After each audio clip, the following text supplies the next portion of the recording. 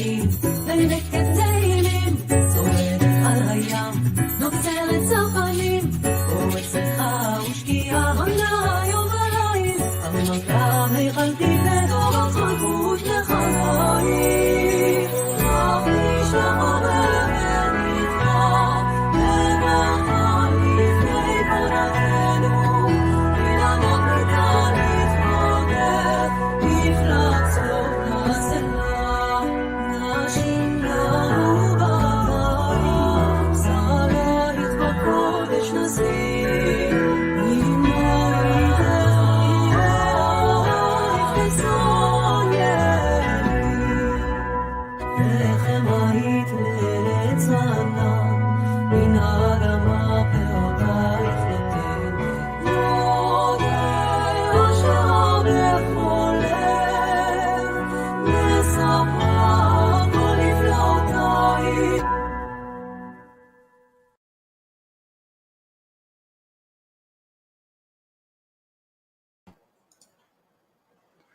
Hey, welcome back, everyone. Finally decided to do this actually at a decent time and not right before the next week starts. So, yeah, let's get into it. Just so we can all save time. Let's see, where is it? But how are you doing, Graham? Doing pretty good. Always glad to stream with you, Ariel. Likewise, it's a lot of fun. Also, you always manage to find stuff that I would have never found on my own. Alright, so let's see. Alright.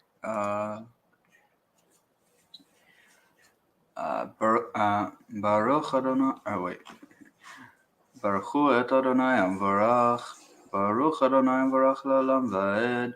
Baruch atah Adonai Eloheinu melech haolam, asher בחר בנו מכל העמים ונתן לנו את תורתו. ברוך אתה אדוני נותן התורה.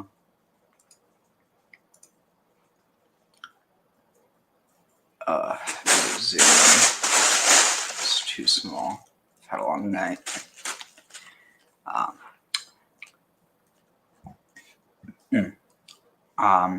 Vayera elav Adonai be'elonei mamre vehu yoshev petach haohel kechum hayom.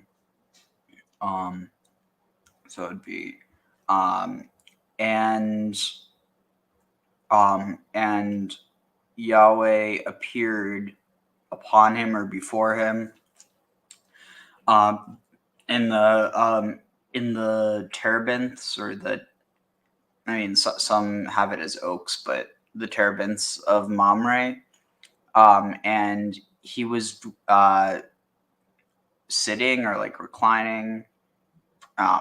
Sitting at the petach haohel, the opening or the entrance of the tent, kechum hayom, like the heat of the day. I guess the translation here it has is as the day grew hot.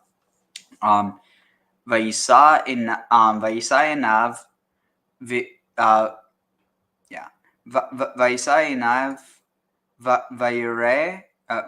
Vayera, V'hine shlosha anashim nitzavim alav, Vayera, Vayaratz likratam mi petach haohel vayishtachu artza. So, and he lifted his eyes and beheld and saw three people, or three persons, literally.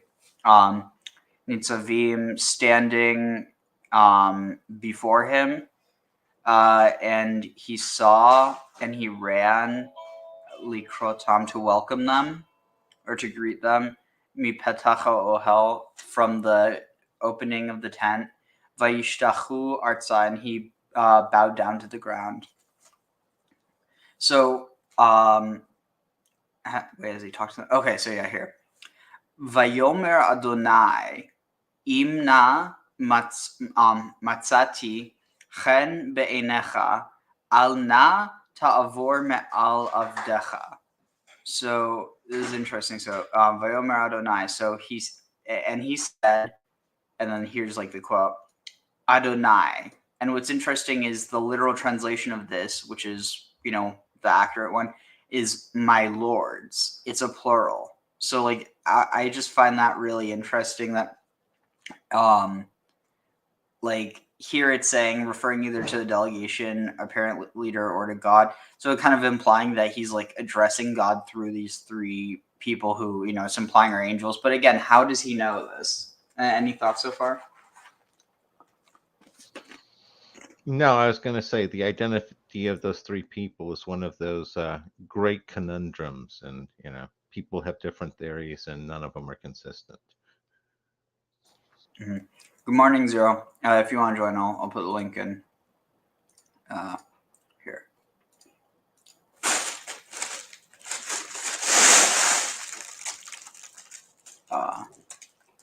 Here we go.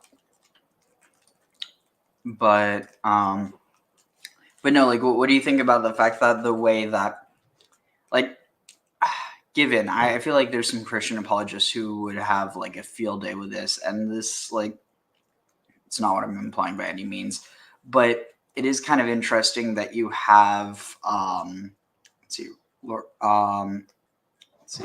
is it? Yeah, I mean, it's basically, this word is what's used as the filler for saying the tetragrammaton. What's interesting is that it's like by definition plural, and I'm pretty sure the only time you'll like, yeah, I mean, I'd have to guess that it's only used in the plural in the context of the Hebrew Bible, and then later that I don't know. I think it's interesting, but I guess the implication is if this is how Abraham referred to God, then there's no issue using it. But so he said, "My lords, if you please." Yeah, like if you please, matzati chen, find grace beinecha in your eyes. May I find grace in your eyes. Alna, so that so please tavor me'al, please cross over, or no, do not go past, do not cross over, or like past me'al avdecha, your servant. Yukach na, please take me'at mayim, from this water, or from a little water, virachatzu, and bathe. I don't know why I was saying wine. And bathe raglechem, your feet, vihishanu.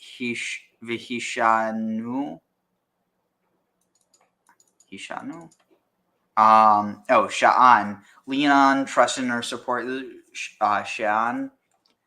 It's also like to be tranquil. So basically, relax. Tachat ha'etz, like relax beneath the tree. Oh, Zero's here. Hey, good morning. Morning. Good morning, Zero. Let's see. Where are we? Actually, real quick, I'm going to see what the commentary is here on this.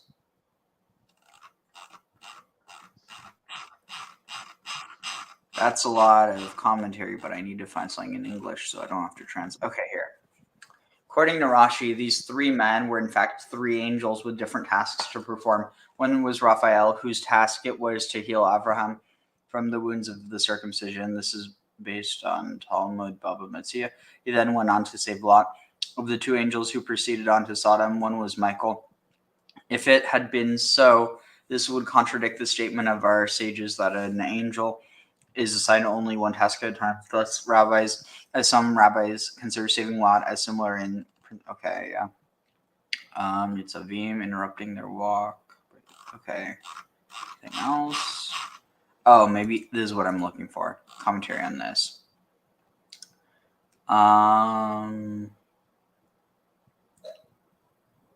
Wait, what? Huh. Can't really find much. Oh, wait, here. Wait, what? I'm just trying to see if this is worth. I mean, it's interesting. It's just very complex. I'm trying to see if there's. Yeah, it's very So, Yeah.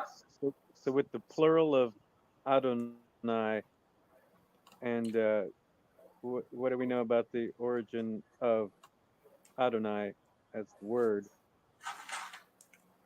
Any parallels with the previous deities?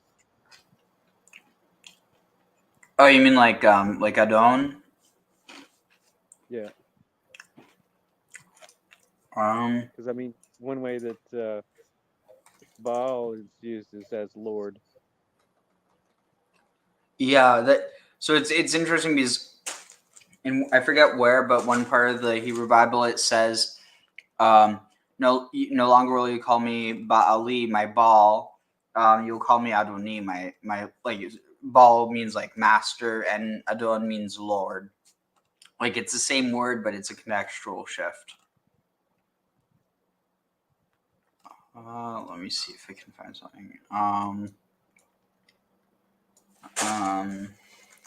Don't.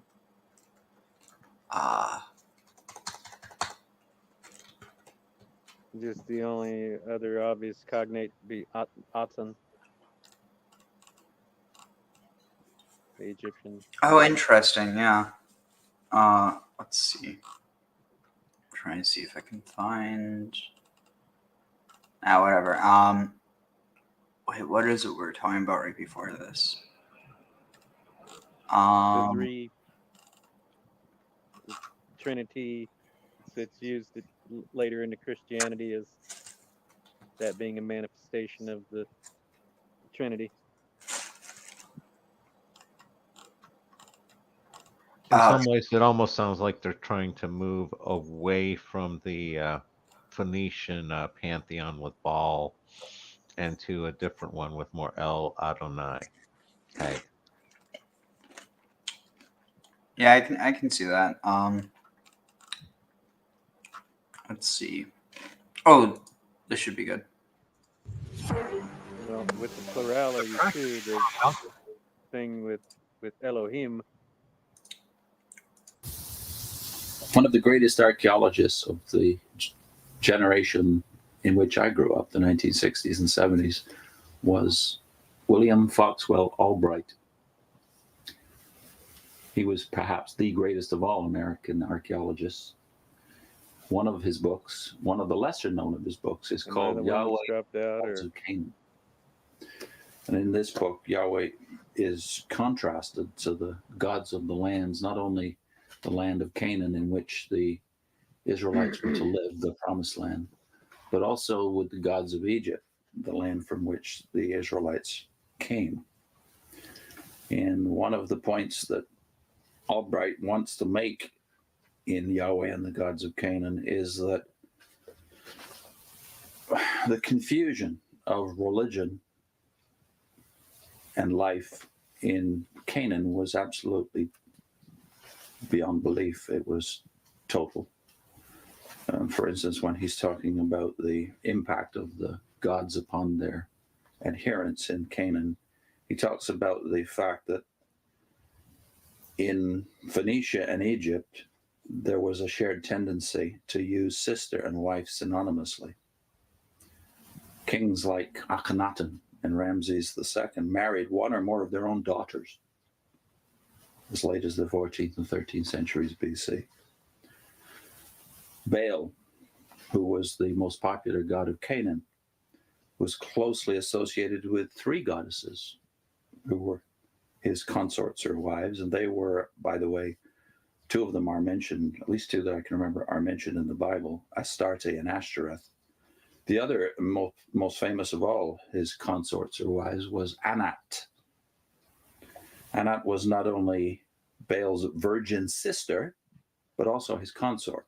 While she was in the forum that is incarnated in a heifer, according to the myth of Canaan, Baal raped her an epic 77 or 88 times. His sister wife. You can imagine the impact that this kind of mythology has upon the imagination of the adherents. In Yahweh and the Gods of Canaan,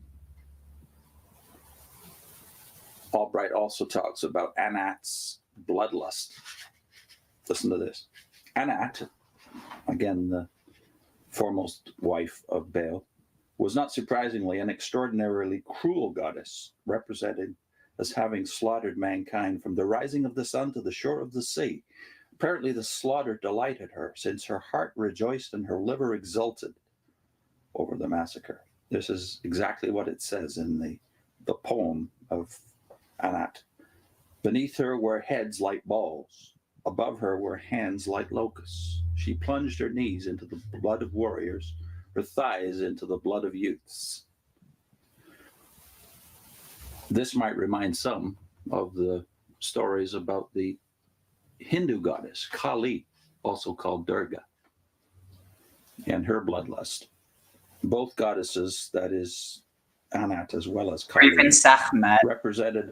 are represented as protecting and destroying at the same time. Their beneficent and destructive aspects complementing each other in a way that startles and shocks. I was going with Hathor and the Nile Running Red.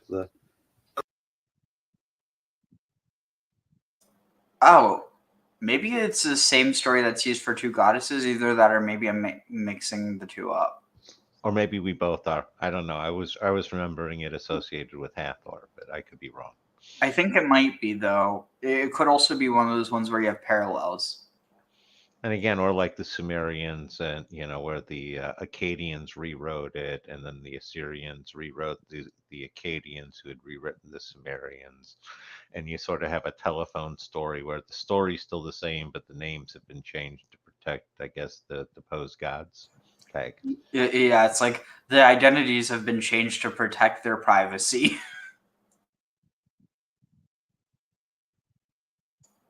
Obviously, I'm joking.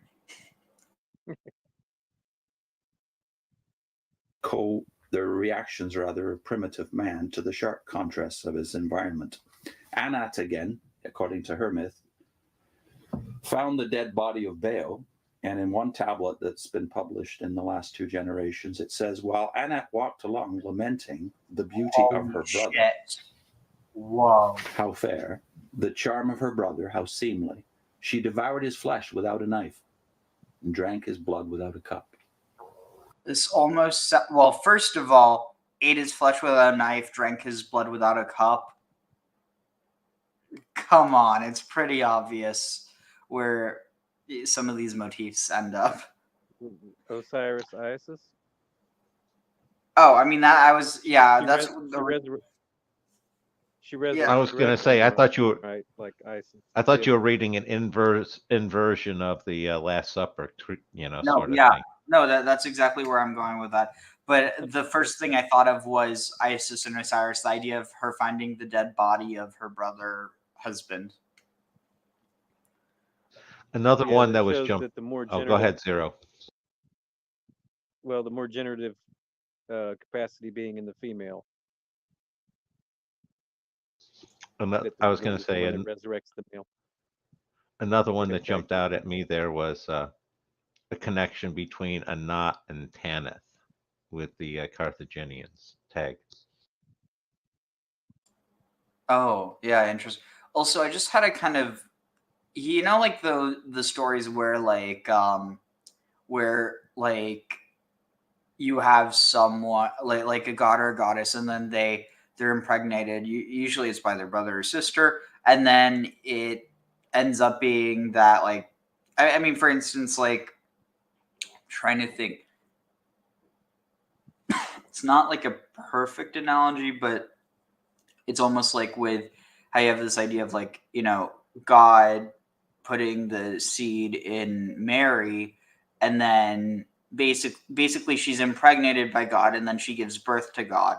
Or like how you have, like, basically a god where they give, or a goddess where they give birth to their like to their spouse, and it almost seems like maybe this is like encoding in it, like the myth. What it's trying to say is that like there's a part of their lover that's in their child, but not I mean, you do have some really messed up stories, but like outside of that, it could just be this idea that like the likeness, and then you even have that idea like as very key, especially like in Christianity, that this idea that like Jesus has like the likeness of God in a way that like other humans don't compare. Some, you know what I mean?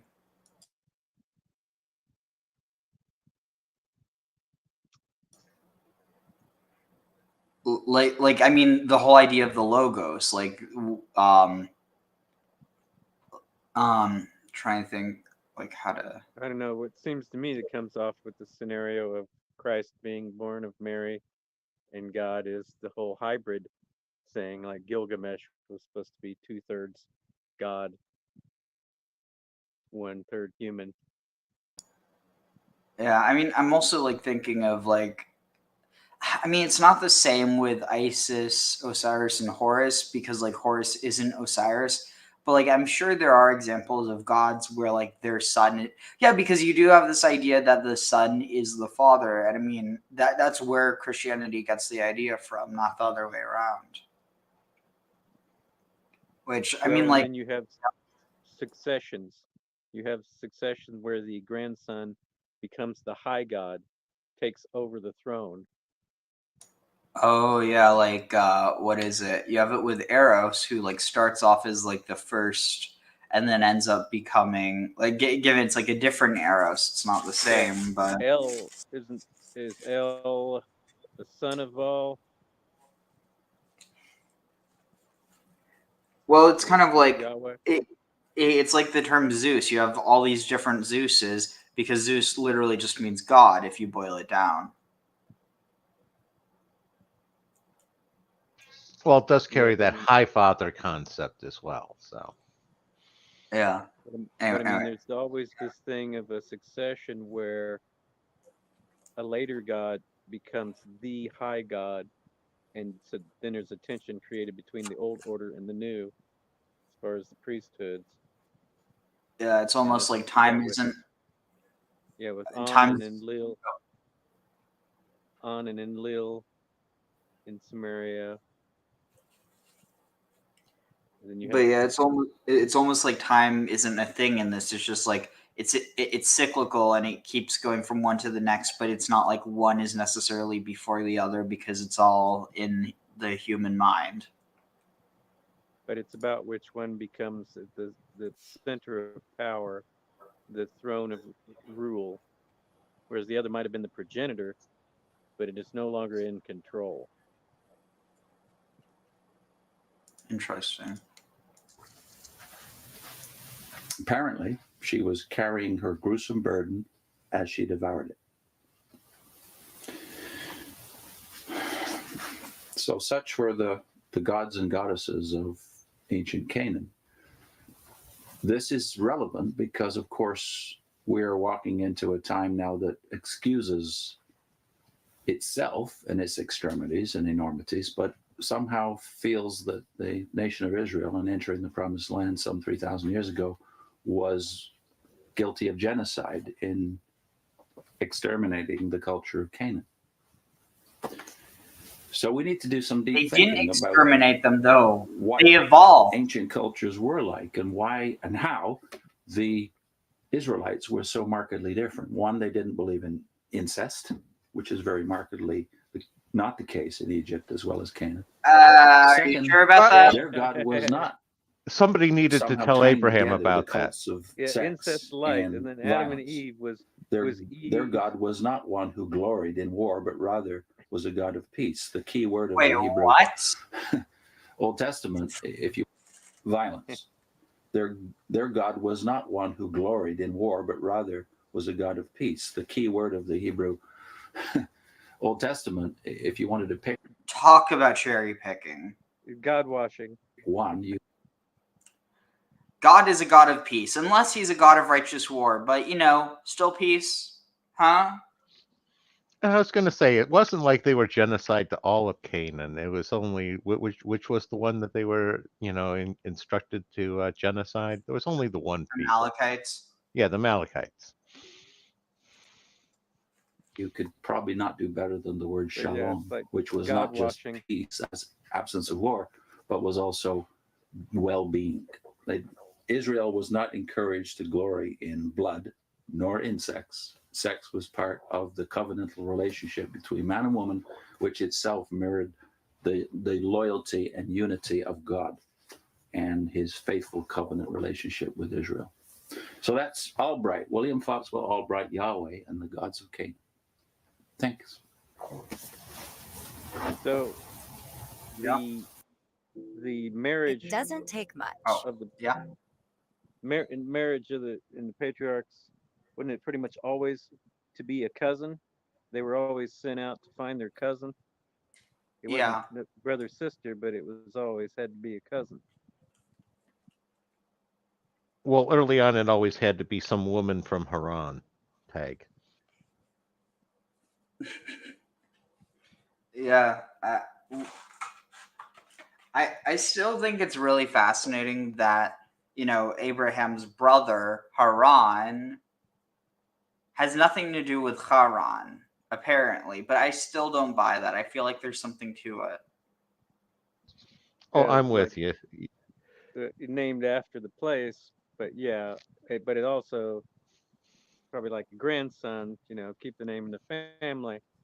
But I mean, with Adam and Eve, as far as the incest thing, would Eve have been Adam's daughter or his sister? Um. She So wasn't. She was of his flesh, so no, not his flesh. Not well. I mean, in the same way the that he rib. was of hers, because neither like Adam didn't come before Eve. Like Ha-Adam came before both Adam and Eve. If that makes any sense. Yeah, the beast with two faces and one back. I wouldn't call it a beast, but like Well, it's a different, The divine androgyne, to use the technical term. Yeah. Oh, by the way. Oh, So Adam yeah. didn't really exist until Eve existed. You're saying? I mean, they both existed, but they existed in the androgyne. And so, but then she Eve is what's comes forth, has a different name. Seems like if it was, I mean, I think I know what you're drawing from, but then there would have been two beings to be mentioned as the succession from that. What do you mean? If it's, well, Adam and then Eve. So if Adam is the androgyne, then Adam is the hermaphrodite and Eve is the female, and therefore No, there's not really a male. no. There's Ha-Adam, which is the human, and then there's Adam. But the rib is coming from a full figure. It's coming from a spiritual figure. I think it's coming from, again, I tend to think of it as Adam Kadmon. But yeah, it's basically the difference between a spiritual Adam and a physical Adam. Well, I And mean, you're not wrong, but in any case, the second creation still has the creation of the Adam from Earth, and then is split into two. So, like, are you talking about the spiritual one being Genesis 1 or Genesis 2? Well, if you're talking about a rib, you're talking about a body. No, I'm asking Graham. Yeah. Kind of a combination of two, sort of the other one. Again, one of the interesting interpretations for the whole rib idea is the idea that that's the X chromosome. And basically the two ribs are the two chromosomes, the Y chromosome and the X chromosome in Adam, and separated out the X chromosome, doubled it, and created Eve that way. And that's the way that Eve was created from Adam's rib. Again, I like the pluriform interpretation. That one I kind of find interesting. Tag. So basically, like, there's two main interpretations. One is that obviously that it means rib, but literally it means side. So here's like my thought experiment. Say you have a ball of dough. You're making bread and you have a ball of dough. Or it could also be a lump of clay, like Usal was saying. By the way, Shavua Tov. So say you have a lump of clay. You have one ball of clay. If you were to cut that into two, you separate a side from it. Which side is being separated from which?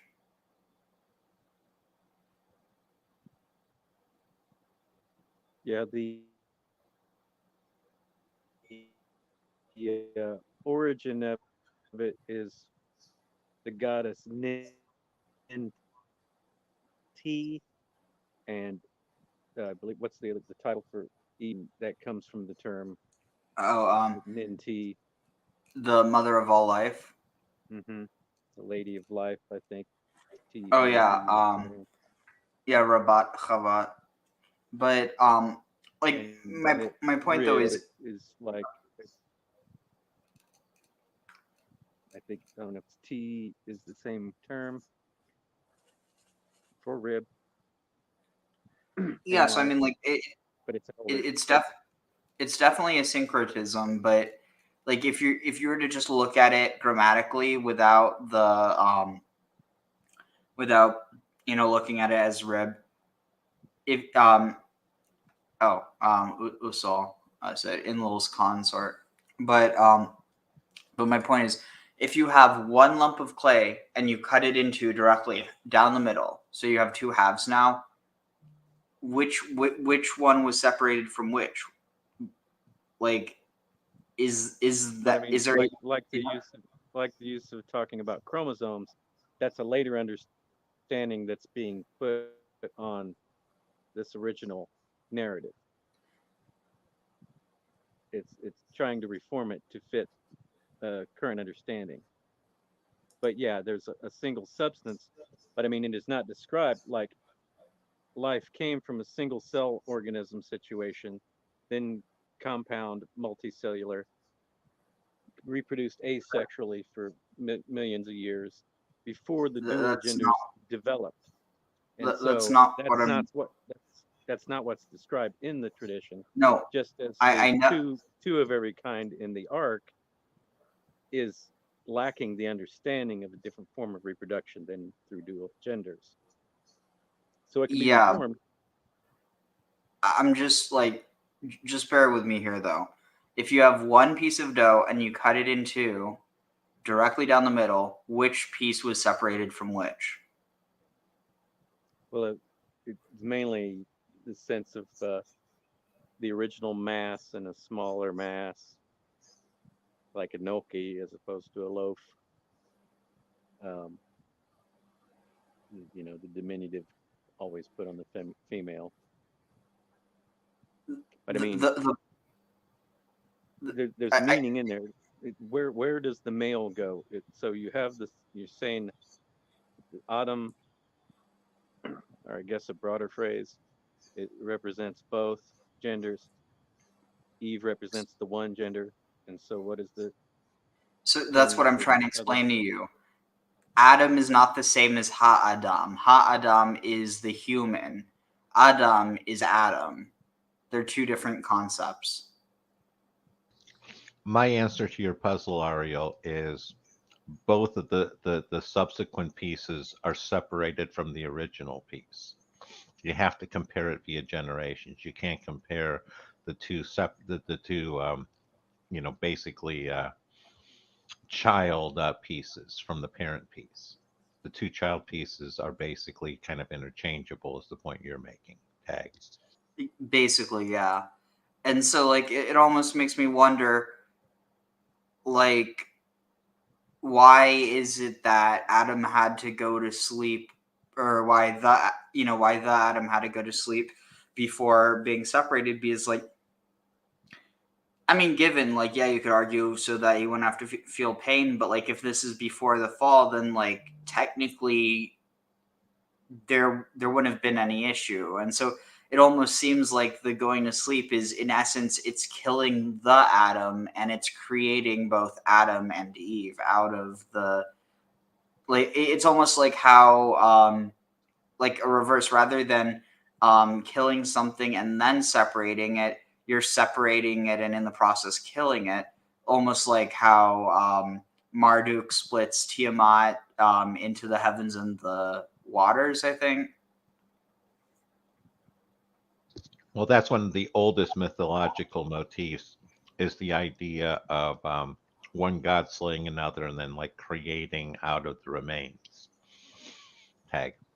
But yeah, I mean, that's kind of at least what I get from it. But well, let's go back to this. Let's see. So let's see, where are we at? Oh yeah. Okay, there. Ve'ekha pat lechem, and I will get for you. Actually, no, I will get pat lechem, like pat. It's the same root as pita. It's like a loaf, or like a slice, not a slice, but like a thing of bread. V'sa'adu, and feed. Oh, and sustain libchem. Oh, so that it may sustain your, in the context of this, probably bellies, but like your yeah, I mean basically your innards, so that you can sustain your innards. And after Ta'avru, what is this? After you pass Ki Alken, this is strange. May have come your servant's way. After you have crossed over to, I don't know, it's a weird translation. Al avdechem, to your servant. And what's interesting is, in all these cases, all these are plural, so it's like referring to even though like generally you would just refer to God in the singular, because it's like, so I feel like that's probably also another reason why Christians do read the Trinity into that, because I mean I think that it's kind of missing the point, because this is like potentially even more than that, like but like, I mean, in my mind, this could go back all the way to the idea of like, like, what is it? Not Trinities, but what is it, like? I mean, you had them in Rome and in Greece, how the triads, like the Capitoline triad, but it's yeah. Kielken, and say,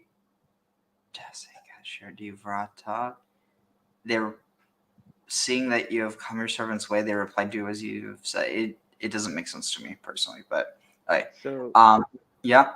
So the Yahweh describes himself as a jealous God, and to not worship any of the other gods doesn't. So it acknowledges that there are other gods, and so the whole polytheism that's evident at like Elephantine, the earlier accounts that don't seem to include some of the things that get codified in to the Torah. Stories of Moses and stuff didn't exist. They had the Passover like tradition, but some of the other things come in later. And the way El, comes out of a pantheon, Yahweh is a son of God. It Mm-hmm. seems to be this transitional point between the polytheism and developing more of an idea of unified Godhead, which the like Thales and early Greek philosophers that were charged with atheism because they posited a single source of all the other gods. Interesting, yeah. Vaymaher Avraham, and Abraham hurried ha'ohelah to the tent, El Sarah to Sarah. Vayomer Mahari Shlosh, and said, "Hurry, 3 seahs kemach of flour, solet lushi." What is this? Oh, kemach solet, fine flour, lushi ve'ashi. Oh, wait, lushi ve'asi. Lush, need. What is it? Lushi ve'asi. I think it would be like need it for me, but it might just be need it. Knead it and make it. Make cakes. Ugot. Ve'el ha-bakar. Ve'el bakar ratz Avraham, and to the cattle, or to the herd, Abraham ran. Vayikach ben bakar, and he took the child of a cattle, or of a cow, so a calf, rach vatov, tender and good, delicate, vayiten el hanar, and he gave it to the youth, or servant boy, vayimaher lasot oto, who hurried to prepare it. Vayikach chema v'chalav, and he took curds and milk, uben habakar, and the calf, asher asa vayiten lifnehem, and the calf that was prepared, and he gave it, he offered it before their presence. And Vehu omed alehem, and he stood alehem, before them, tachat ha'etz vayochelu, beneath the tree, and they ate. Vayomru elav Ea Sarah, and they said to him, "Where is Sarah, Ishtecha, your wife?" Vayomer hine ba'ohel, and he said, "She is in behold, or there, she is in the tent." Vayomer shov shuv. Okay, this is interesting. So here it says, then one said, but Vayomer Shov Vayomru. Oh, it's because it's now it's in the singular tense. So this is like, it's almost like the other. I mean, I don't know how would you read it that now it's in the singular. Like before it's them. See, here it's Vayomru. Here it's just Vayomer, which is singular. Yeah, it's getting rid of the pluralism into a single, toward dogma, toward a narrowed down concept, I would think. Also, yeah, Usos and Triune and henotheism, which definitely describes it, more because it wasn't quite monotheism or polytheism, but like worship of one while recognizing others were there. All right, let's see. So Vayomer Shuva Shuva Lecha, and he said, I will certainly return Alecha, upon you, or to you, Ka'et Chaya, at the time,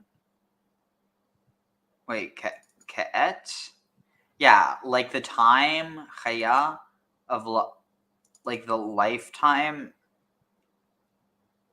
I don't know how they're getting a year from this. The time of life, v'hine ben, and behold, the son, l'Sarah will for Sarah, Ishtecha, your wife, v'Sara shoma'at, and Sarah was listening, petach ha'ohel, at the entrance of the tent, v'hu acharav, which was behind him. That's strange, but let's see, where is it here? Commentary. So time of life, as in maybe time of birth.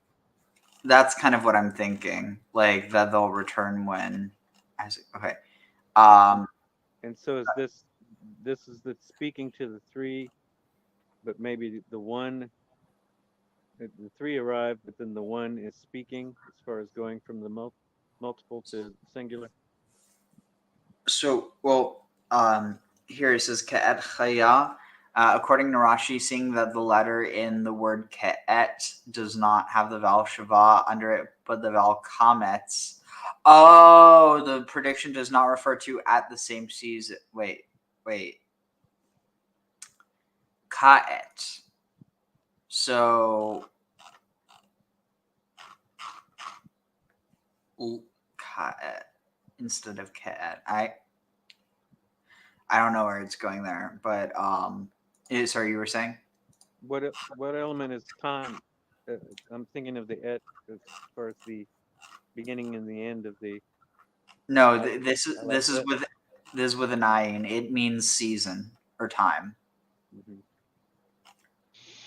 Again, I'm looking at the story structure here, and I'm sitting there and saying, okay, the one is taking Abram off to talk to him, while the other two are getting busy with Sarah, and then come back next year and have the kid. Yep.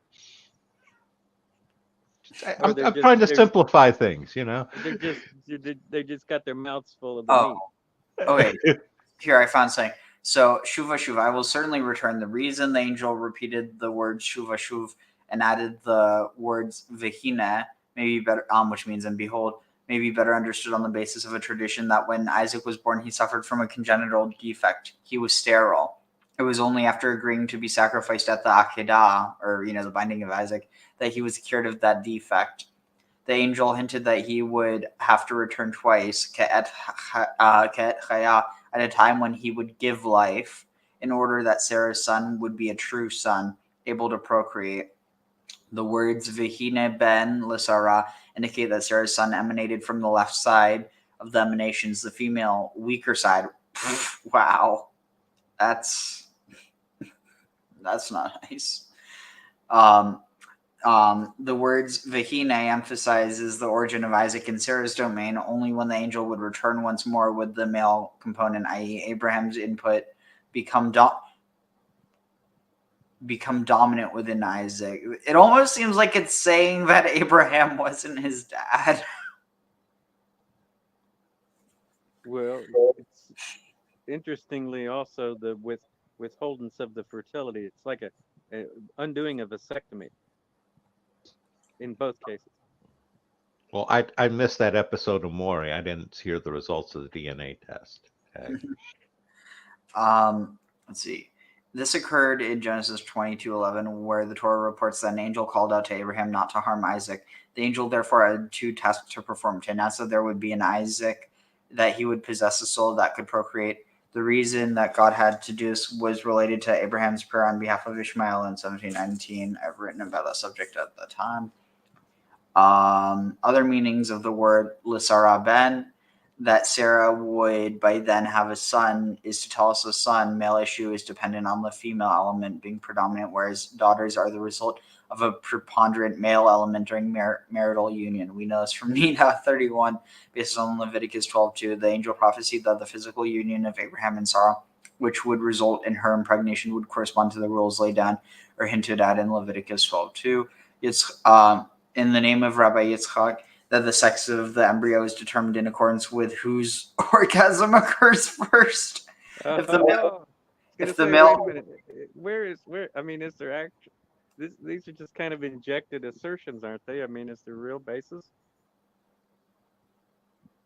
here I could pull it up. I mean, I could see that that's in some of the 12:2. later All right. commentary. The thing is, there's unanswered questions in the original text, so they come around later and explain it. Yeah, I mean it's commentary, like it's but it's based on speak to the Israelite people thus: when a woman at childbirth bears a male, she shall be impure 7 days. She shall be impure at the time of her condition of. Yeah, I don't know how that, but let's see. Wait, where is it? Nida 31. Dang it. Oh wait, here. Wait, I can just find it here. Commentary. Wait, no, it'd be Talmud. Nida. Wait.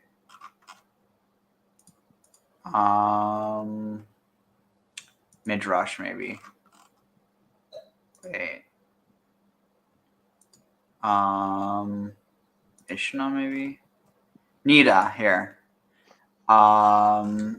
Let's see. It said Nida 31. Ah, shoot. Okay, here I'll just Mishnah Nida. Open. Okay. Oh shit. Okay, here.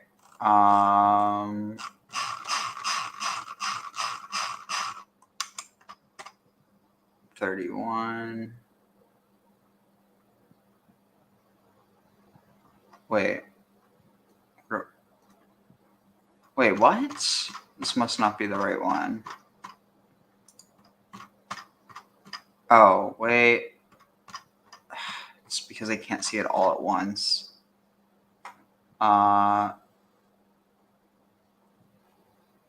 31.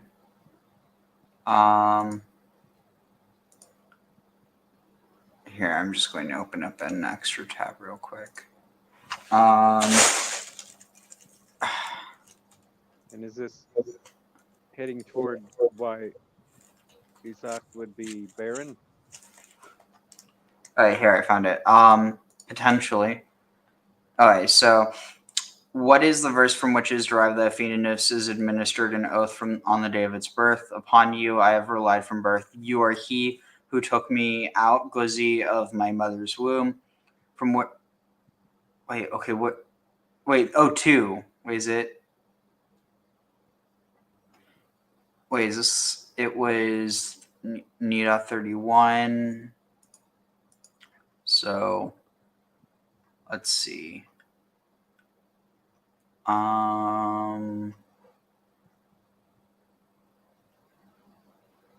Okay, here.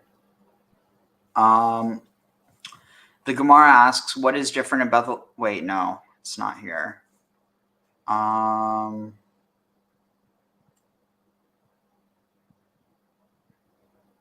Wait, what? Wait, where was it?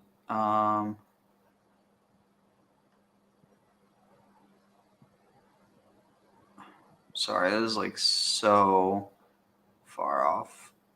Okay, this is interesting. So, the sages taught there are 3 partners in the creation of a person: the Holy One, blessed be He, and his father and his mother.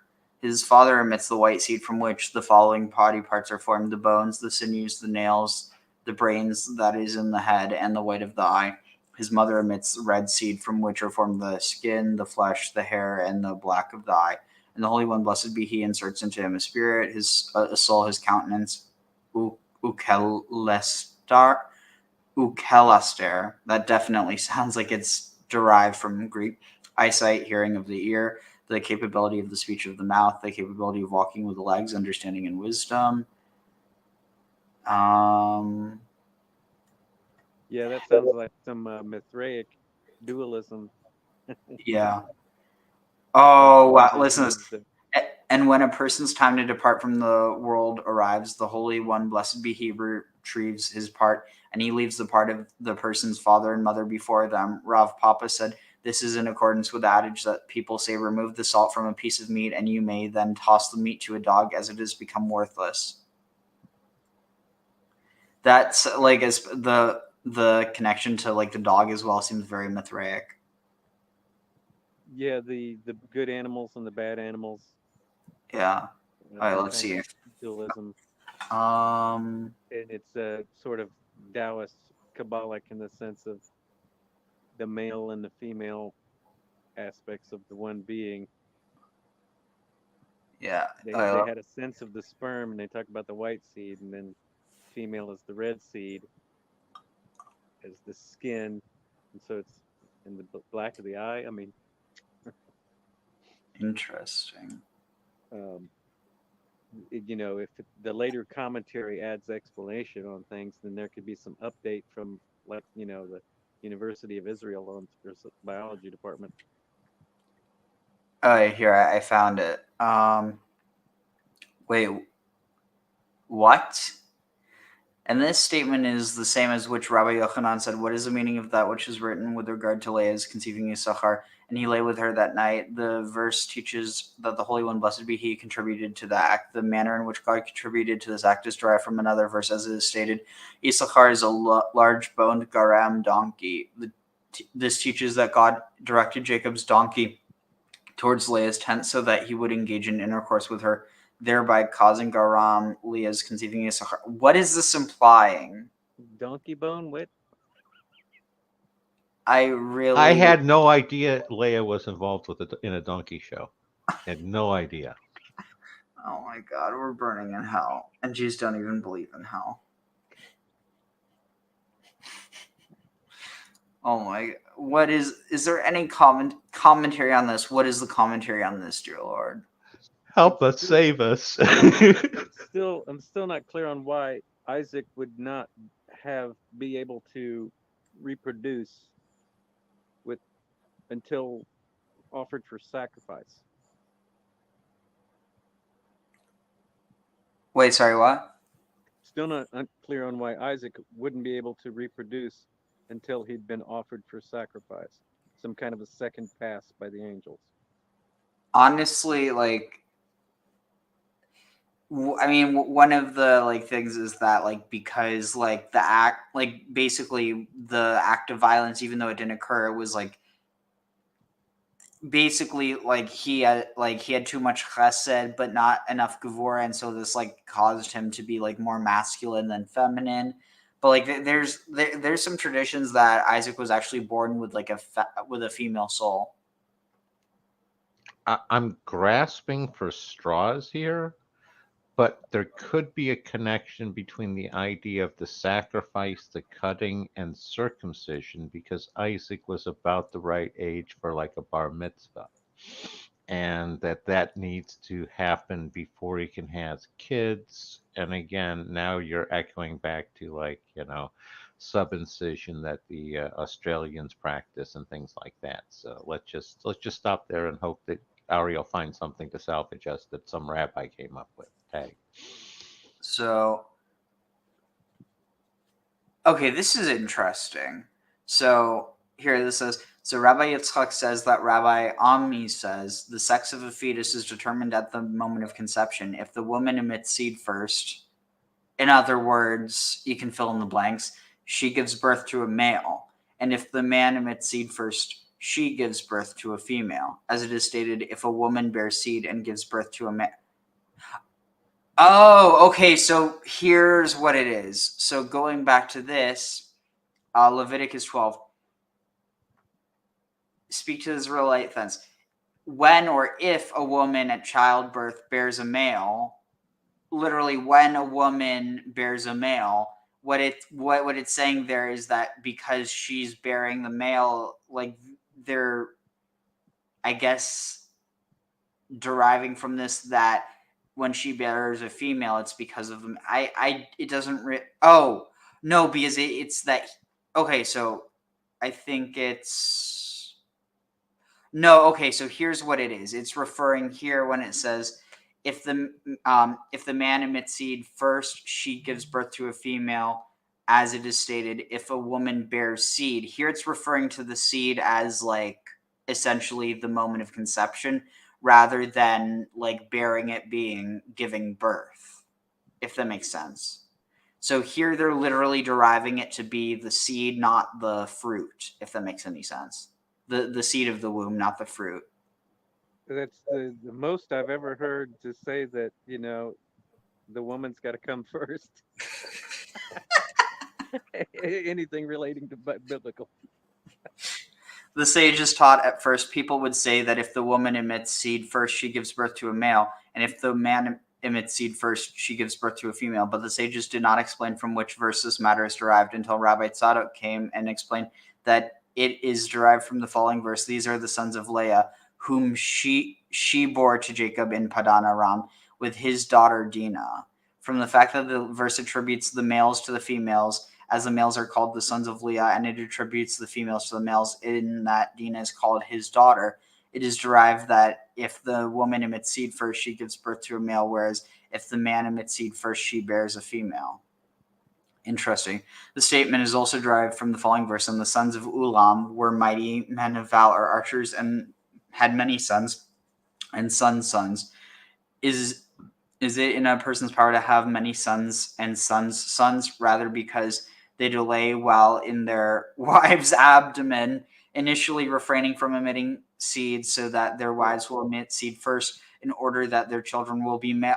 In other words, holy shit. So basically this is saying that put women first so that you can have more sons. So even within what seems like a feminist idea, it's actually in order to have more sons.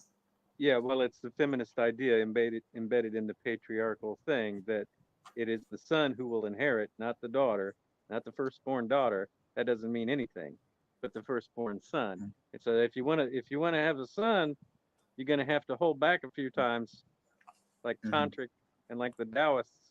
Yeah. They had a ring for that effect. Interesting. The verse describes them credit as though they have many sons and sons, and this statement is the same as which Rav Katina said, I could have made all my children males by refraining from emitting seed until my wife emitted seed first. Rava says another method through which one can cause his children to be males. One who wishes to make all of his children males should engage in intercourse with his wife and repeat the act. And Rabbi Yitzchak said that Rabbi Ami says a woman becomes pregnant only by engaging in intercourse close to the onset of her menstrual cycle, as is stated, behold, I was brought forth in iniquity. This iniquity is referring to intercourse close to the woman's menstrual cycle when intercourse is prohibited. Accordingly, David is saying that his mother presumably conceived him at this time. So that lines up with the red seed idea, the menstrual preceding. These rabbis just sound like they're talking out their ass. I'm sorry, Tag. No, but they say it goes all the way back to Moses. Or are you calling them liars? No, that they can entirely believe what they're saying is true, and it can be wrong. Tag. Fair enough. Okay, so let's see. Get back to generally, the scenario is that right after menstruation is the time to have sex in order to not get pregnant. But yeah. Interesting. And that's the whole thing, because the point was to get pregnant, not to not. Mm-hmm. All right, let's see. But so could matter how quickly they're emitting an ovum after shedding menses. Mm-hmm. So let's see. So I will return upon you like this season. Chaya,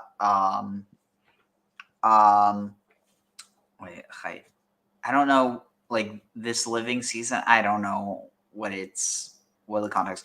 V'hine ben, and behold, a son will be born to Sarah, Ishtaka, your wife, and Sarah Shomat. Yeah, she heard it. Okay, I read that. Abraham. Yeah. Wait, what? Pregnancy is a living season.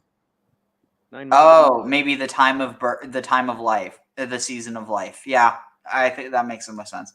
Abraham Sarah is Kenim, but Abraham and Sarah were were elders, bayim bayamim, advanced in their years or in their days, chadal lehiot, chadal lehiot lasara orach, lehiot, B to B, like the cessation or for orach kanashim, the way like women, or like the womanly way for Sarah had stopped coming, or had stopped being. So like she Menopause. menopause. Orach kanashim, the way of women. Oh, I translated it well. The periods of women, perhaps in light of Akkadian archu month, literally meaning men. Oh, interesting. So it's like derived from that same thing, which would mean like basically menses. Vatitzchak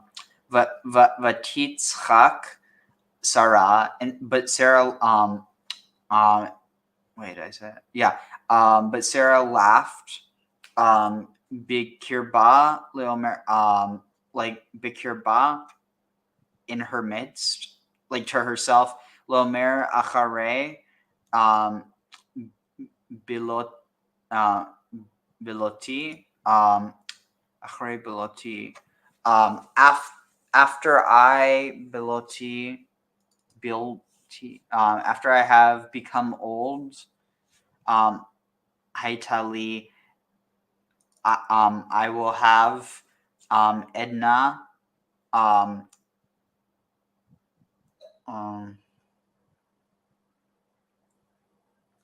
like Ednali, am I to have delight? The Adoni Zaken, while my like Lord, but like in this context, husband is old. Vayomer Adonai El Avraham, and Yahweh said to Abraham, Lama ze tzachaka Sarah. Why is Sarah laughing? Sarah lomer ha'af umnam eled ve'ani zakanti. Sarah said ha'af umna, like ha'af not, also umna in, also truly, like do you really, Eled, am I really going to give birth va'ani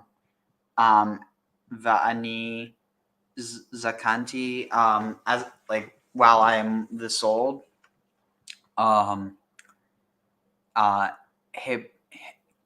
Hipale, hayipale me'adonai dvar lemoed ashuv alecha ke'et chaya ulesara ben. What is this? Hayfla, is there anything wondrous from God? Dvar lemoed, like is any appointment, like any appointed thing too wondrous for God? Ashuv alech, I will return to you in the season of life, and for Sarah will have a son. Vatchachesh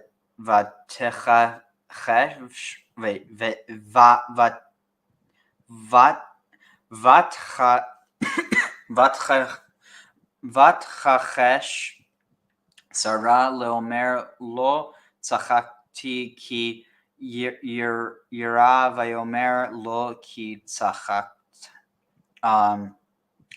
Sarah was deceitful, or Sarah lied. Leomer, saying, I did not laugh because I was frightened. Wait, I did not laugh. Oh, she said I did not laugh because she was frightened. And Vayomer lo, and was said no because you laughed. It doesn't make sense to me, but So that season of life term, what is that? Is that with the l'chaim thing? what do you mean? What's the phrase? Season of life. Ka'et chaya. L'chaim. So, we've talked about that possibly being the pregnancy season of 9 months, but could it also mean like spring? It's possible. I mean, that's I guess another way to look at it. I'd have to look into any ways the term's used, but I'm not sure off the top of my head. But there's probably no relation to the word for spring. Isn't that like Aviva or something? Oh, okay. We've got some interesting comments. Let's see. I was gonna say I can't see the comments until you put them up. So Usal said, "I'm doing things and can't talk, but the year is from the agricultural season." It just reminded me of the Green Knight tale. He was the son of a king and Sarah. I feel like I might be missing context. The sages emphasized that Abraham and Isaac look so alike because they knew there is a good chance Sarah was impregnated by Pharaoh. Wait, what? Oh. And Abimelech, yeah. Well, no, the Pharaoh, not. But Abimelech had a go too, didn't he? Maybe because it happened twice. Maybe, I'm not sure. Not they. I'm not wearing my glasses. Hey, I know. So good morning. Flowers. Issachar is a large bone donkey. Donkey bone equals the love bone. So it's best to satisfy your wife if you want a son. Am I reading that right? Oh, so face green smiling. That's how I was taking it, Usal. What if they both do it at the same time? Oh, maybe that's what. Actually, maybe that's what's implied by the fact that Isaac was like said to not be like completely a son, or like that. Like it almost seems like I don't know. They'd be intersex. Mm-hmm. The best hermaphrodite, parting the Red Sea, face green smiling. Oh boy. The ectoderm gives rise to the skin and the nervous system. The mesoderm specifies the bone, muscle, and tissue. The endoderm layer becomes the lining of the digestive and respiratory system, liver. Interesting. I wonder if that like corresponds with what. Yeah, it goes with what they were saying earlier about the skin and at least somewhat. It's Nidal laws that make some women practically infertile. Oh, because they can't have. Oh, interesting. I've noticed parts of the Old Testament seem like they're laying out rules about sex, like the part with Baal Peor and the Midianite whores. Usal says we don't say New Testament, Old Testament here. Oh, Senior Testament LL and Testament Junior. Hebrew Bible or Tanakh. I don't see the point. Is it to separate it from the new? It's because we don't consider it old as opposed to new. Like we think that it has like that it's eternal. Orion has sex with Gaia with star Hatisa or Hatusa at 30 degrees north latitude. Alula becomes a midheaven star, meaning firstborn, first in December. Then 6,606 hours later in December, the time at both is off by 7 hours. There are implications wrapped in that title. I was confused. I meant Abimelech. I imply a lot of things. 100. Got it, Ariel. All right, cool. Now we're caught up. So, okay, this is interesting.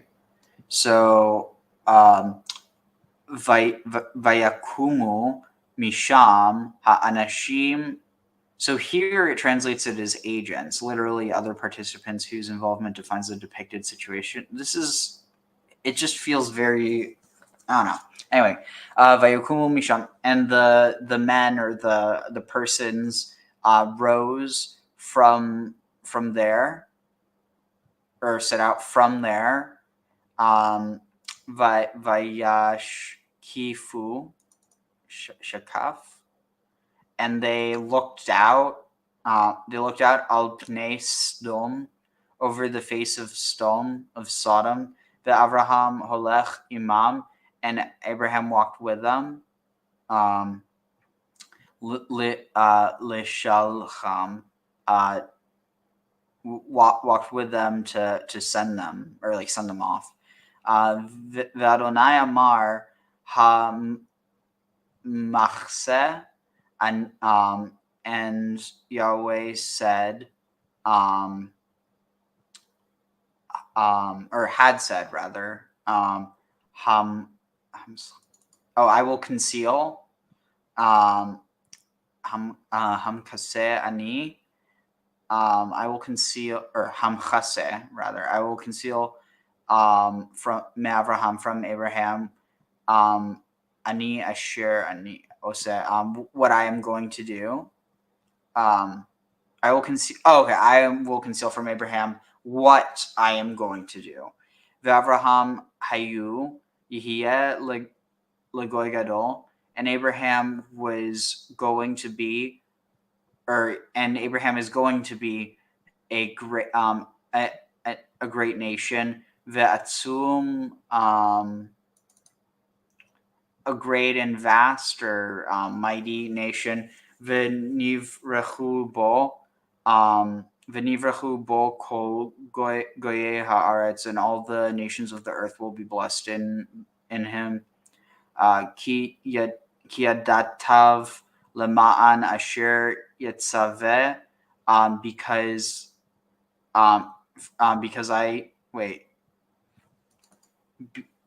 I have caused. I have caused him to know, lema'an asher yitzaveh, so that, or for the purpose that yitzaveh, that he will instruct or command at banav, his children, ve'et beito, and his house. Okay, that's interesting, because beito, his house. So if I look in the commentary, it's going to tell me beito means his daughters and banav means his sons. I would bet money on this. Let's see. Of Abraham? Yeah. Let's see. In order that he will command his sons and the members of his household, he should point out to them that unless they follow their... Okay, wait. It doesn't talk about there. Maybe... You said when the men got up to go, the term for them was man? 1 second. Okay, here. Let's see. Does it say it here? Okay. Let's see. Come on. Does it say it?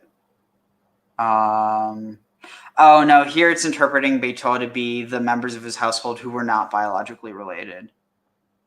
Dang it. Because he doesn't have any sons yet. Is it talking about the future?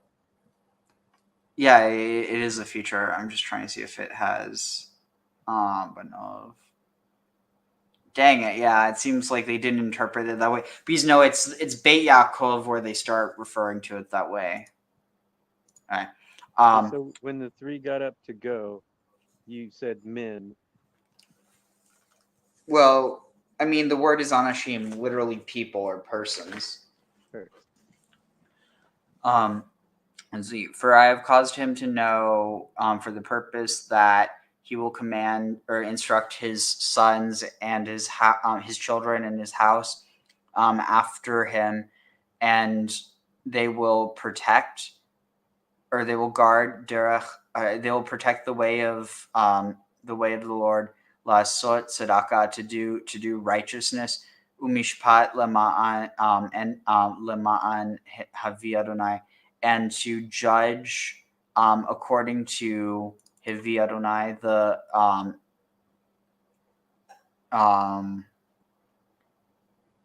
that may be, The Lord's.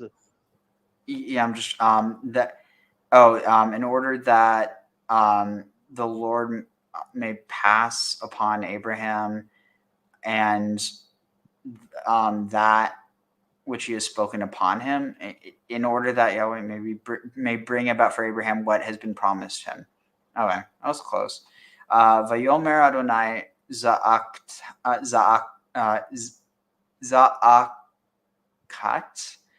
stom ve'amora ki rabba ve'chatotam ki kavda me'od. And Yahweh said to Zakta Stom, the outrage of Stom. Wait, how's this translated? The cry, the outcry of Sodom, the Amorah or Gomorrah. Interestingly, so it's the same with Gaza. So it's, you say Gaza, but in Hebrew, as well as like if you actually look, it's, even though it's like Gaza, it's actually Aza, or, well, not like actually. I mean, it's both Gaza or Aza, but the point is it's spelled with a A, but it's pronounced Ga, and it's called a Gai, and it's like not antiquated. I think it's really interesting, but basically it's a way that ayins can actually sound like Ga, so that's why Amorah is Gamorah.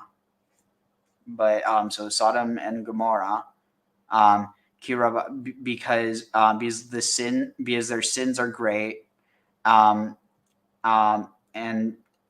very heavy indeed.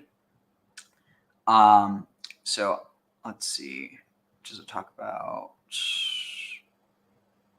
Here, I need a tiny break. So in the meantime, So these three figures have always been referred to as persons, not a term for angel.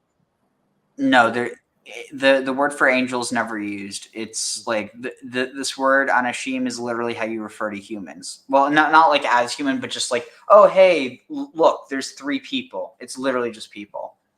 But what's interesting is that word people are, multiple of person. Person is actually derived from, I think it's Etruscan, but it means like a mask or like a persona, like a character that you're playing. But is it neutral, not male or female? I mean, because it's on Ashim, it's not female, but it's also, it could be a mix, or it's also what you would use if it was indeterminate. So like if you're just referring like in the basically it's a standard, like if you were to say plural, but it's also like a male dominant language in that sense. So if there's even one man in a group of women, it turns it into like what would be considered like the male plural, even though it's also neutral. But with the Kabbalic, the is it considered like three pillars, or the two sides, the masculine, the feminine, and the middle? The middle would probably be like the balance between them. But that's another kind of representation that, I mean, Kabbalists could certainly go off of with those three figures. Yeah. But he refers to them as Adonai, as in Lord's plural. Yeah. And is that necessarily male? Or leader, rather than. I mean, lady. I mean, not explicitly, like it. But like for instance, like you have Baal and then you have Baalat. So I mean, technically you have Adon. You could also have like Adonat or Adonit, but but I mean, it might be something to look a bit more into later. I can't really think that high level right now. Yeah, it's just that we've been dealing with this whole scenario of male, female, hermaphrodite. Also with the donkey bone thing, what is it? Is it a mule that's unable to reproduce, that is the offspring of an ass and a horse? I don't know anything on that, Graham. Yeah, it's donkey and horse, and it's the mule that can't reproduce. But they're not talking about a mule in relation to Isaac. They're talking about a donkey. Oh no, I think I'm. Wait, no, that was in the context of that was something else, not about Isaac. Yeah, that was with Leia. Leia was involved with the donkey tag. Wait, let's see, what's this? Hmm. In Irish, Macall means echo, Mac means sun, Allah is the dying and rising like Damu, the son of Populus. Like, I feel like I'm. What is this? Sagittarius, the only white noble centaur Chiron who taught Asclepius first physician in medicine. White horse of I'm too tired for this. You'll have to. Oh, this is interesting. In Hebrew, Bakol means echo, the daughter's voice or voice of God. Yeah. Wait, where was it? Oh, right. We're almost to that point. So, where is this? Okay. Vayomer Adonai. Oh, wait, no, I read that as well. Erdana. I will go down, or now I will go down, or ve'er'eh, and I will see. So this is it's funny because it's erda ve'er'eh. It's like very like it's only one letter off, so it's very clearly like it's a play on words. So I will go down and I will see, almost like vene vidi vici. But I will go down and I will see haksata. I will see the outcries. I will see, I will see what like as the outcries haba come. I will go down and see whether they have acted. This is a weird translation. I will see if the outcries have come. Eli for me, asu kala. They make kala. What? Wait, what? To see if they will do and accomplish, and if not, da'a. I will know. Uyifnu misham. Ufni. Vayifnu misham ha'anashim. Vayelchu. And the people or the persons turned from there and they walked to Stom, or they went to Stom, or Stoma to Stom. The Avraham Odenu. But Abraham Odenu Aden Odenu. Oh, stay like was still with them. Omed lifnei Adonai, standing in the presence of Adonai.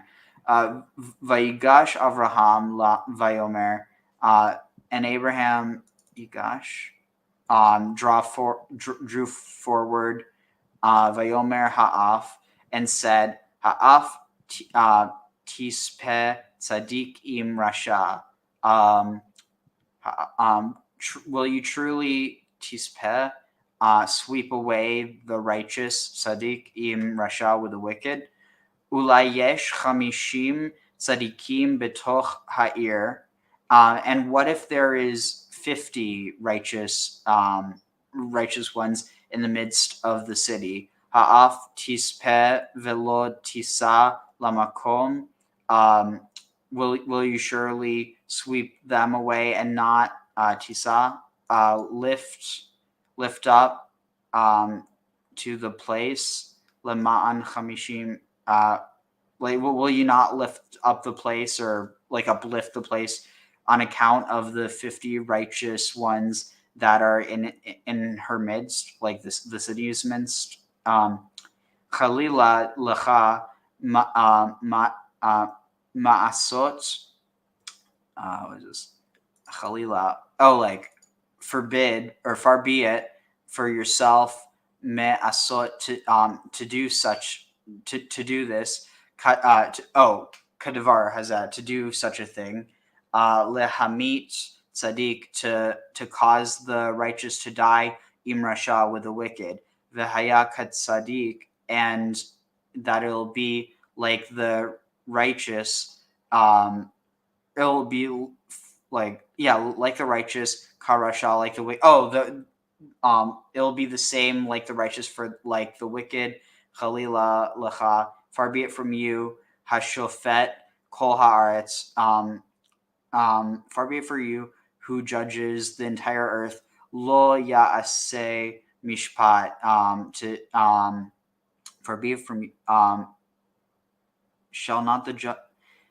Will you not do? Lo yaseh mishpat. Oh, will you not do judgment? Like, will you not judge properly? Vayomer Adonai im emtsa bistom chamishim tzadikim b'toch ha'ir v'na'asati l'chol hamakom be'avuram. And Yahweh said, if I find in Sodom 50 righteous ones in the midst of the city, then I will uplift the entire place, ba'avuram, on their accounts, or for their sake. Vaya'an Avraham vayomer hine na, ya'an what is this? And Anna. And Abraham answered, Vayomer hine, and he said, behold, na ho'alti ledavar el. What's this? Behold now ho'alti. What is this? Oh wait. Alti. I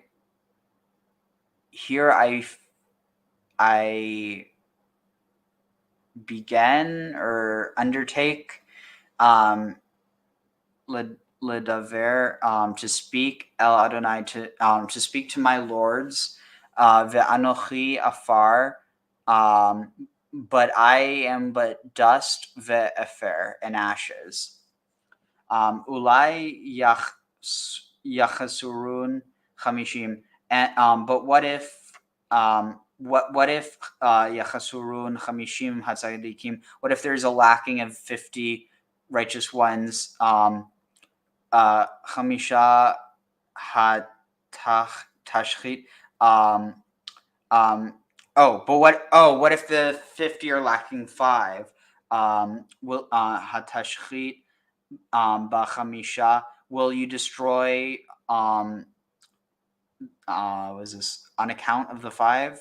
Et kol ha'ir. Will you destroy the whole city because of the 5? The missing 5. Vayomer lo ashchit. And he said, no, I will. Said, I will not destroy if I find there arbaim v'chamisha. If I find 45. Any thoughts so far? It's similar to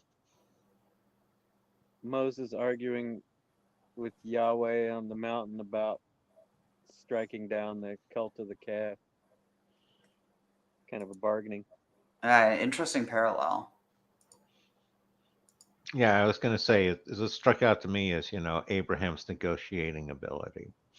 And again, parallels with what 𝐤₀ mentioned, and also with Muhammad negotiating with Allah over how many times per day they have to pray.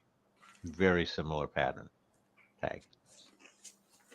I don't think he was as good of a bargainer as Abraham. Otherwise, they wouldn't have to pray 5 times a day. Yeah, Abraham lost the whole city. So, again, isn't that a whole which one's the better negotiator, why we're fighting the war right now? Tag. I was going to say, it's very much about, how much collateral damage. True. Oof.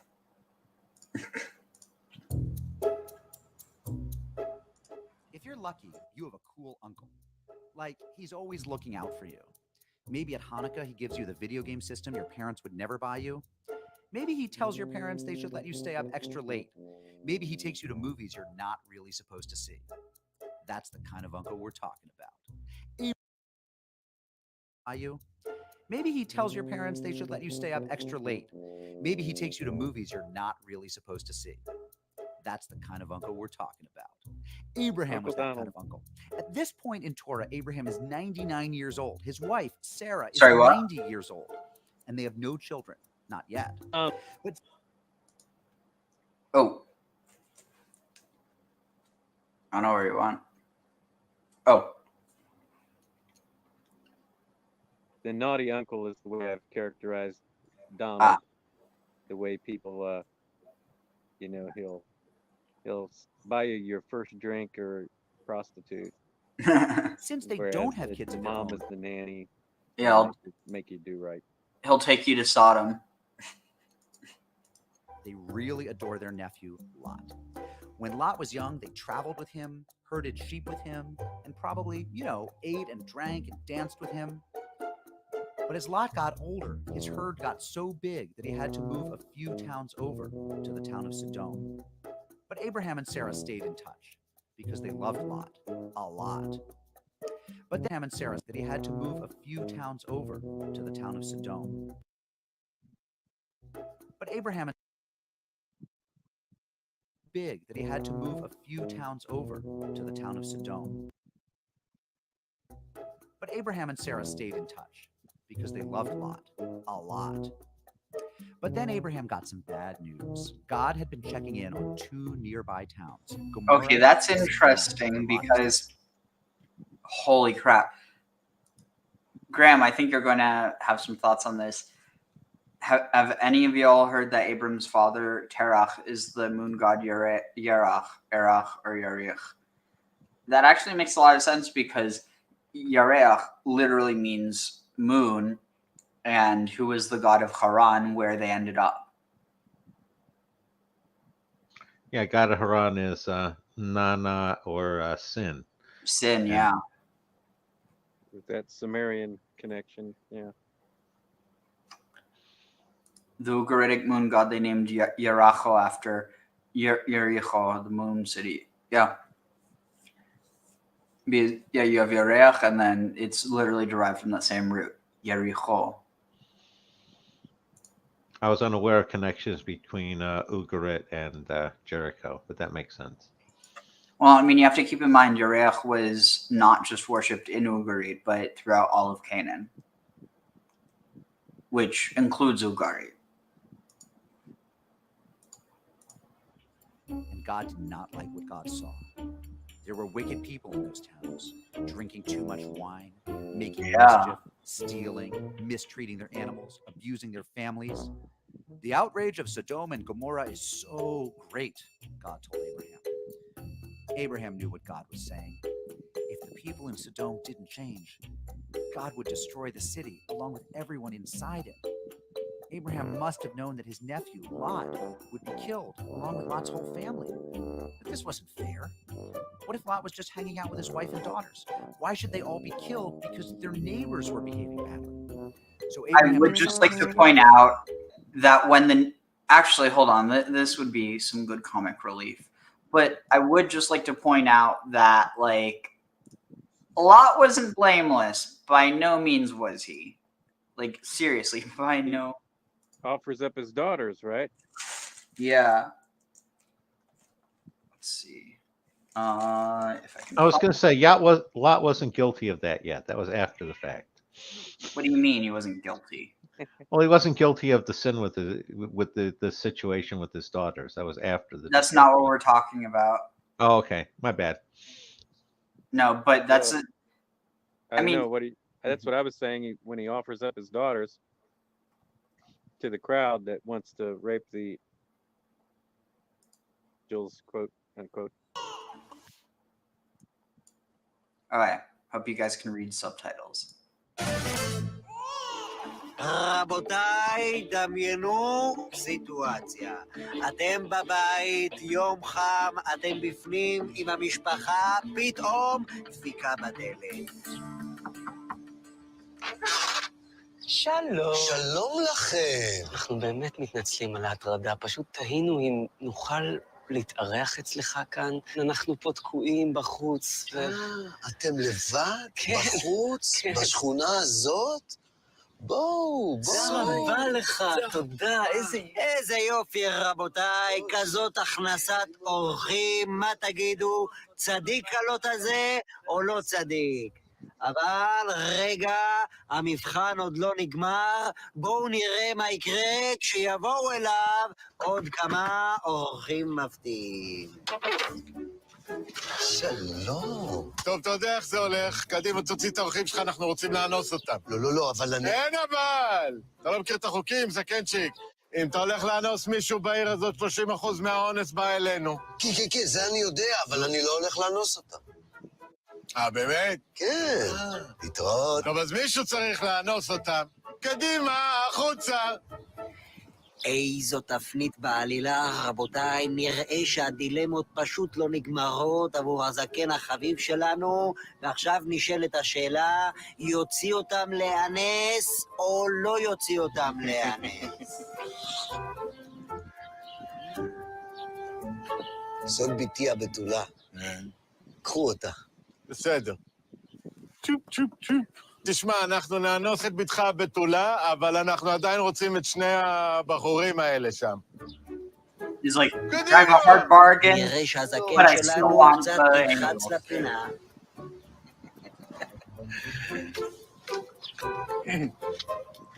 זאת הבכורה. הרבה יותר מנוסה.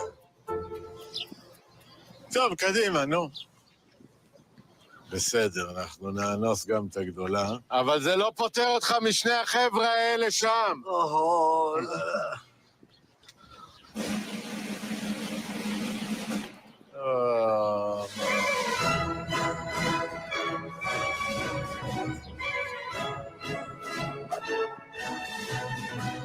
זה בשבילך.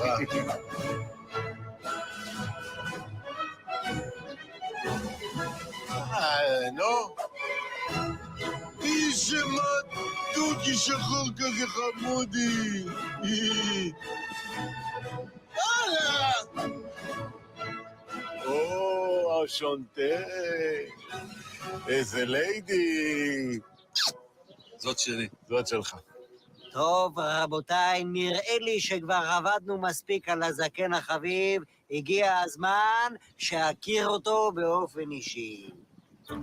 לוטי, חביבי, אל תבכה, אתה היית בסדר גמור, חביבי. רגע, זה אתה מהתוכנית הזאת. וגם שני האורחים שלך הם בסך הכל שחקנים. גם הם? אני לא מאמין. ממש עמדו עליי. אוי, זה הקלה עם כל הסיפור הזה של האונס. לא, האונס בכלל לא קשור אלינו. ואנחנו עדיין רוצים לאנוס אותם. אתה משגע אותי, אתה מטריף אותי. אני רוצה לאכול אותך. אז יש לי הצעה בשבילך. כן. לא, רבותיי, אני לא בעניין, אני רק צופה. תעשה סיבוב. אני לא... תסתובב, חמודי, תסתובב, אל תתבייש. אני לא קשור, אני לא... אני אוהב את מה שאני רואה. מה? בוא, יאללה. רגע, לא, טוב. חברים, בעדינות. אחלה. תודה רבה. אחלה. זה לא הפעם האחרונה שראית אותי. שחקנים אנחנו, תירגע.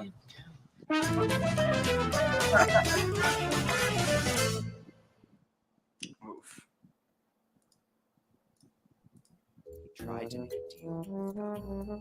Will you sweep away the innocent along with the guilty? He asked. Thought God.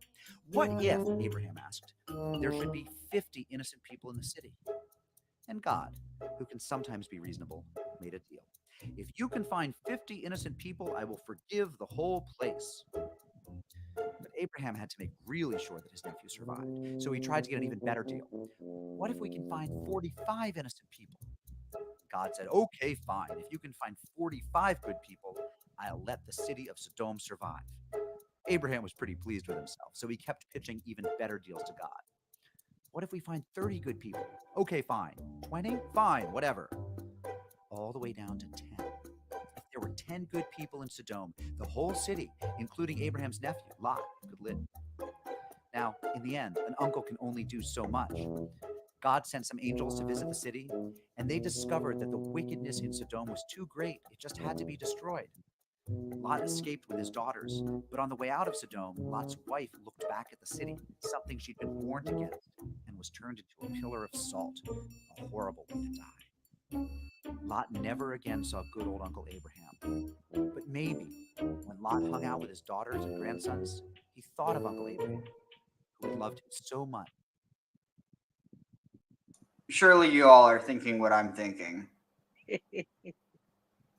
His daughters and sons/grandsons. Yeah, I guess that's how he got hard, was he thought about his love for Abraham. Oof. Lot never again saw good old Uncle Abraham. But maybe when Lot hung out with his daughters and grandsons, he thought of Uncle Abraham, who had loved him so much that he had bargained with the Lord.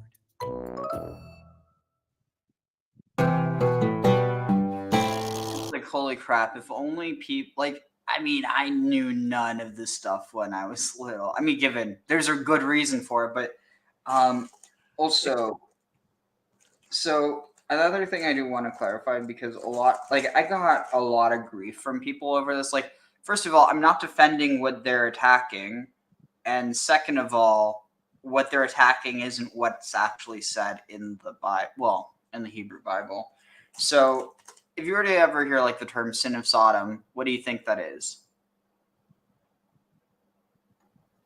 Well, I mean, that's like, one of the, Anal oral. Oh, I love Jennifer Bird. She is amazing. Does the Bible tell you so? Hi, welcome to my series, Does the Bible Tell You So? I'm Dr. Jennifer Bird. I'm a biblical scholar, and I care very much about what people do with what they find in the Bible. Also, just another reason why we know it wasn't homosexuality. If it was something that was so bad that everyone was doing it, separate what anyone thinks about homosexuality for a second. Is there ever going to be a town that's 100% gay? No. I mean, even if there was, I mean, I guess there could be communities like, but the point is that I'm trying to make is that it has nothing to do with homosexuality, and that's something that Christians later introduced to the narrative. And by Bible, I mean the two primary Christian testaments, which is the Hebrew Bible, or Jewish Bible, and then the Newer Testament. Today's topic, on which I'm trying to just give you some food for thought, not trying to be exhaustive, is what was that sin of Sodom? What was the thing that led God to need to destroy the city? Yeah. Oh, this is a really, really poor time to pause it. But yeah, this too, I'm going to go back a bit. So, yeah, after I said that, I was like, yeah, West Hollywood, definitely. I didn't think about that when I was saying that. But it's also, I was like thinking like city. I mean, it's like is it its own city or is it part of a city? Like, I don't know. In the Newer Testament. Today's topic, on which I'm trying to just give you some food for thought, not trying to be exhaustive, is what was that sin of Sodom? What was the thing that led God to need to destroy the city, according to the story, according to the narrative? Was it that the city was full of gay men? Is it that a bunch of the men in the city were having sex with other men? Is that the sin or the sinfulness according to the story? So the answer to that is absolutely not. That is not what was happening. Now, let me briefly look at the story with you to show you how it is I can say that with such certainty. Okay? Pretty sure most people know that Genesis 18 has this exchange between Abraham and the Lord where they're talking about God's like, the city of Sodom is awful, I got to destroy it. And he says, what if there are 50 righteous men? Would you keep from destroying it over 50 men? And they haggle back and forth. It's really kind of an interesting exchange. And then we get at the beginning of chapter 19, the two angels have been sent to the city of Sodom, and angels in this case look like men, so people don't know that they're actually hosting angels unaware. And Lot saw them and was like, oh, hey, you need to come stay with me. And they're like, no, we're fine. We got tents. We'll stay in the square. He's like, no, really, you need to come home with me. First indication that he knows that some bad stuff goes down after dark, right? And so he urged them and they came to stay with him. And he fed them and they ate, had a great time. But before they lay down, the men of the city, the men of Sodom, both young and old. All the people to the last man surrounded the house. We can not worry about the gendered language going on here. And they called out to Lot. Before I even read that, what music are you playing in the background? Do we have a little bit of let's get it on going on, right? Or is this like Jaws? We're talking about a scene where every single man in town is surrounding the house, right? Where are the men who came to you tonight? Bring them out to us so that we may know them. Here's the bottom line, folks. This story misrepresents what the men's intention is. I got the verbs right on that.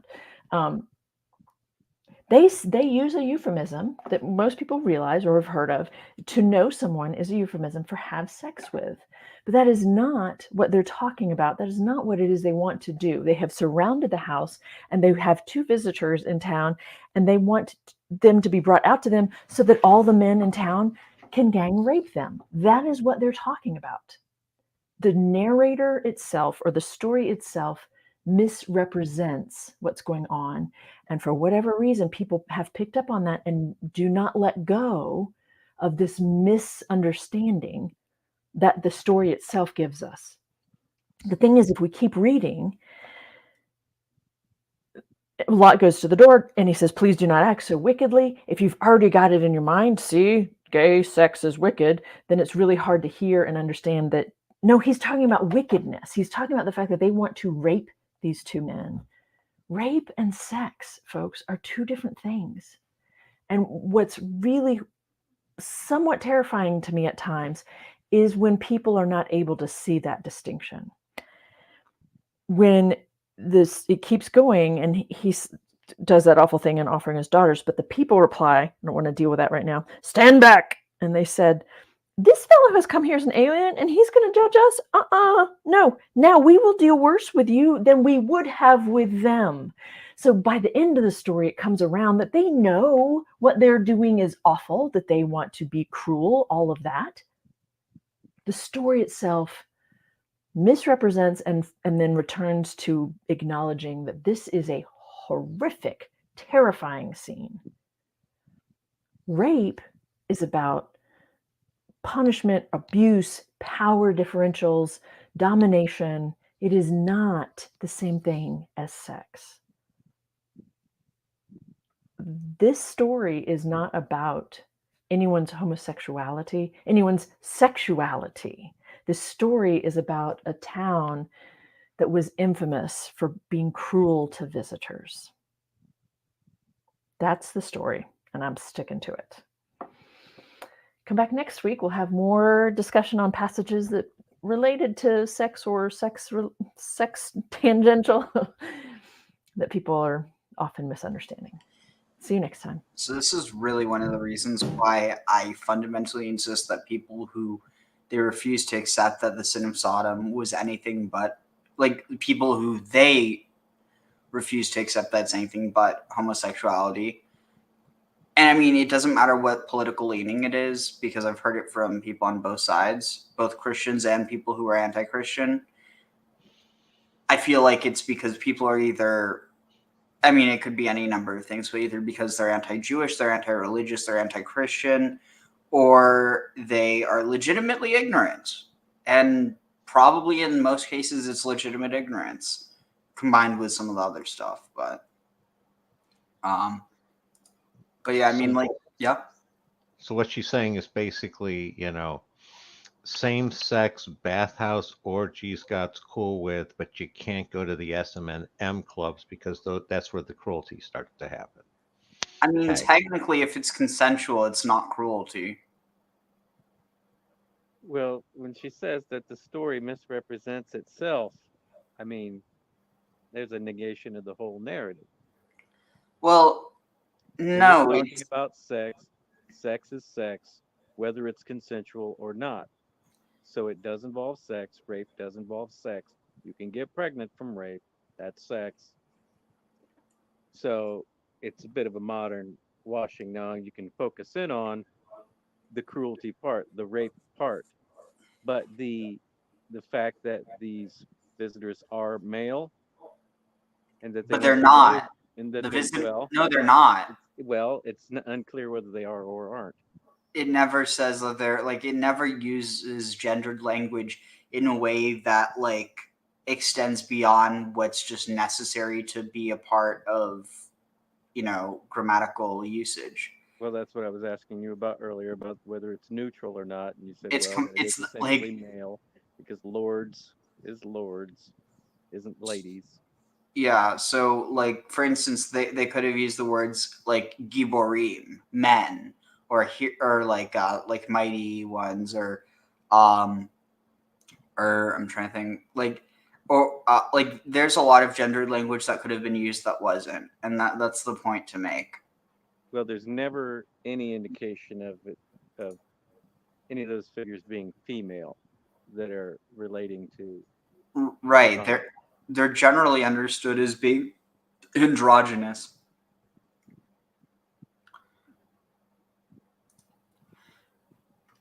And then the offering up of the daughters is still a showing of how the women are possessions. Yeah, it's really. They do not have the equal rights.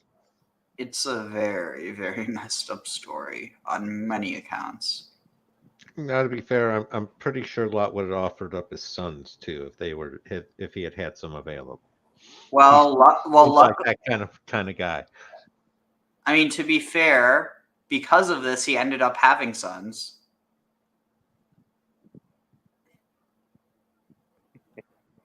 You know what his sons' names were? What?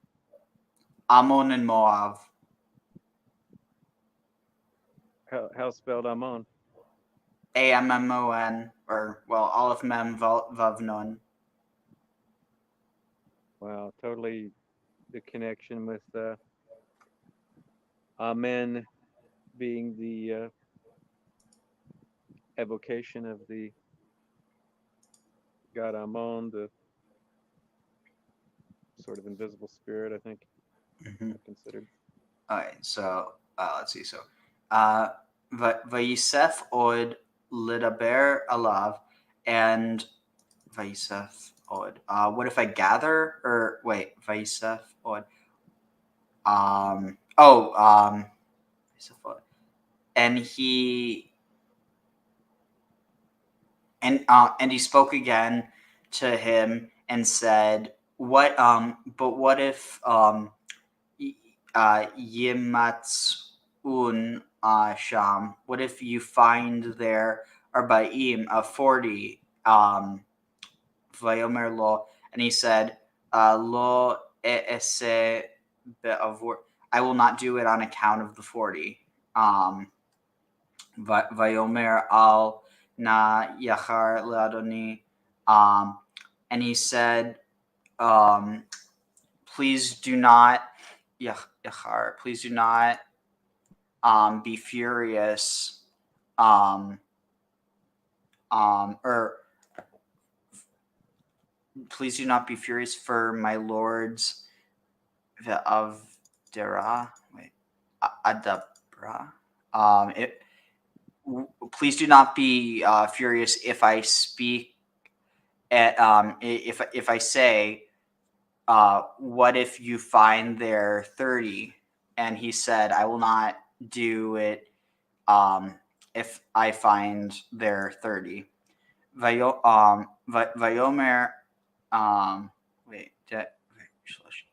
Yamsun Sham Shloshim, Vayomer Lo Ese Im Emsa Sham Shloshim. Vayomer Hinena, and he said, please listen, or like, behold, Ho'alti, if I start to speak to my Lord, L'daber El Adonai, Ulai Yimatsun Sham Esrim. What if there you find 20? Vayomer Lo, and he said, Lo Ashchit Ba'avur Ha'esrim. I will not destroy it on account of the 20. Vayomer Al Na Yichar L'Adonai Ve'adabra אף פעם אולי ימצאון שם 10, ויאמר לו אשחית בעבור ה10. And he said, please, again, Yachar, was it? Please don't be mad, my lord, if I ask again one more time, will you destroy it if there you find 10? And he said, no, I will not destroy it if on account of the 10. Vayilech Adonai kasher, and Vayilech Adonai kasher kila ledaber el Avraham ve'Avraham shav limkomo. And as he finished to speak to Abraham, God left, and Abraham returned to his place. So, I mean, the next, yeah, I mean, I don't know. I don't have enough energy to do the next. Oh, the link. Yeah. Here, copy. Here is so the whole time, yeah. he's talking to the one of the three. Because at that point he's not talking to the Lord, right? He's saying my Lord of these three Adonai, right? Yeah, the negotiation I always heard was happening with, God in person. Yeah, so what's interesting is here he's saying, La Adonai, but he's walking with the three. No, but the language that's used here, like it's if we find, it would be nimtza. This is emtza, which means if I find. So this is singular right now, and so I was wrong. Adonai is used in the singular context here. Well, but that's what we had said earlier, is that it starts off, it's speaking plural, and then he seems to be talking to one of the three. And he's been talking to that one of the three, or the three as one, if you want to say, the whole time. So there would have to be an entrance. If it's God as opposed to these three emissaries, angels as they're characterized, there would be some entrance, would there not? Some description of that difference. I mean, I think this is also probably one of the reasons why, even though, it's not how I read it, I do see how Christians could read the Trinity into that, because like the word anashim, like if you break it down to like how it translates, let's see, where was it? Let me know when I can break in. Oh yeah. My point is from past to the sex of sex thing. I think zero. I don't have I can't see. Did I name? Understand that in that context, it wasn't sex, it was punishment, right? And to this day, that kind of punishment is still dealt out. Why did people not want to get captured by Daesh? Why did men not want to be captured by Daesh? Because that was... Or Hamas. Because that's the punishment that's going to be doled out to this day in that same area. So... Yes, unconsensual sex as punishment. No, not... It's rape as punishment, specifically. Which rape means unconsensual sex. It doesn't mean just abusing someone. No, I think that there is a nuance that you're missing, and I think there is. I'm not missing it. All right. You're right. It's a distinction without that much of a difference. It is violence, obviously. It is not making love. It is a violent act. It is a domination. Right, but you said that what Dr. Bird said about the story negated itself. What I'm saying is only if you think of rape as sex.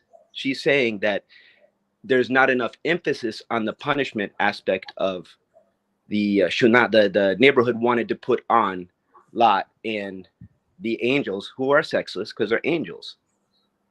Well, you get that point. It's not negated, which he's clear. Excuse me. That's not made clear either that they are.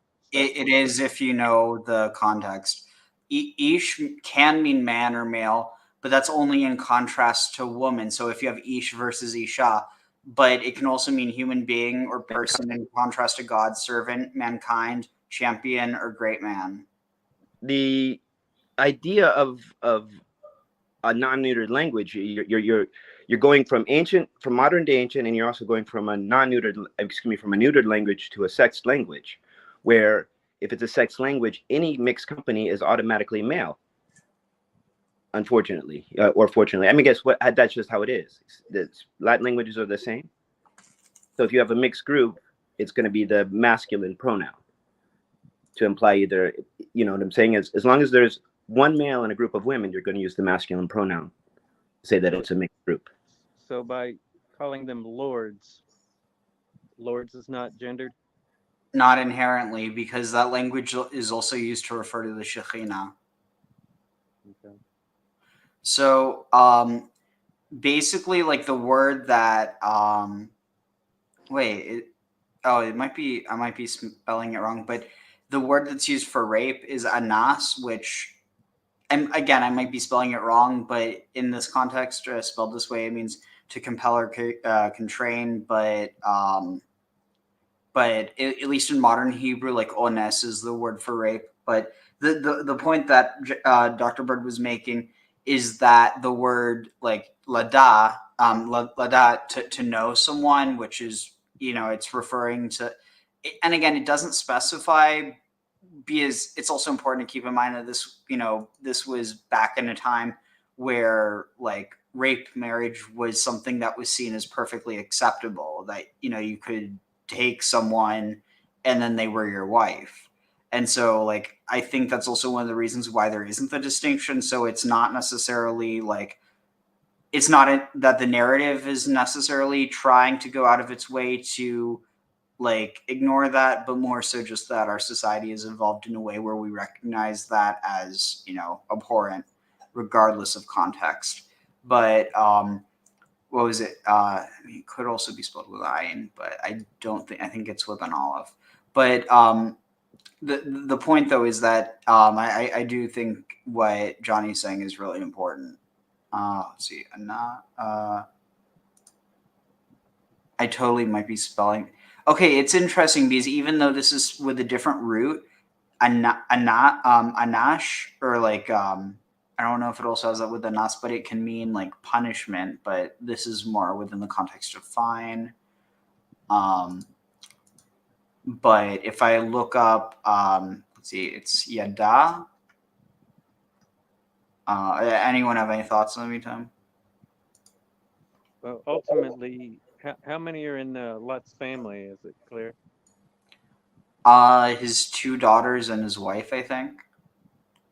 So they are the under 10. But there's potentially 9 other innocents in the village. Well, because they stop at 10. 6 others. Well, if you're counting Lot's family, they are taken out. Why would they be taken out? They are taken out of Sodom before the destruction. No, but they leave because they're warned that it's going to be destroyed. The thing is that if there would have been 6 other people, because it implies that they're righteous, that the whole town would have been saved. So how many in Lot's family again? What? 4? 4. So another 5. Yeah. Let's see. So yeah, I can't find it here, but the point is that there is a lot more context to, but like even just looking at where was it here? So with this, it really all depends on the context, but like the fact that that translations go out of its way to say agents. In fact, like when Moses is called a Ish Elohim, it gets translated as an agent or like someone who works on behalf of God. So in this context, it's like, and I do think this is an important distinction. So does it have a person here? Let's see, belonging to place or people. Retainers, follower. So in this context, men can mean retainers, followers, or soldiers. Ish Elohim, a man of God, or but like it's Exodus 12:3, including women. Let's see, where is it? Ish Shet Labate Avot. Yeah. So and say that on the 10. Each of them. So literally, every in this context, it would be every person. And one of the things I do think is really important to like make as like a distinction is let's see, where is it?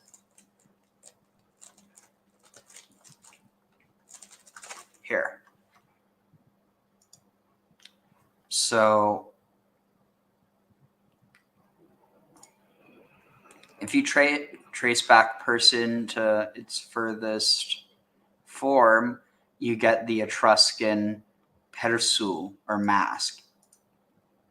In the sense, displaced native man, which came to mean primarily adult male in Middle English, only in Middle English.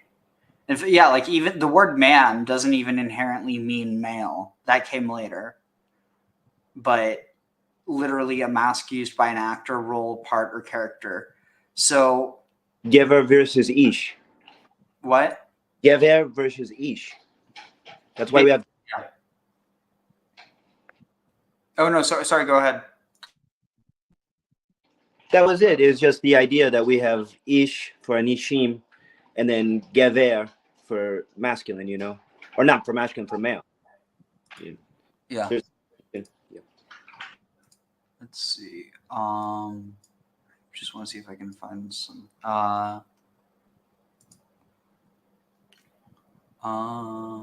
There's also the other passages, of course, which the death penalty for homosexuality. Although I've seen you, it's not. It's what it means when it's lying with a young man.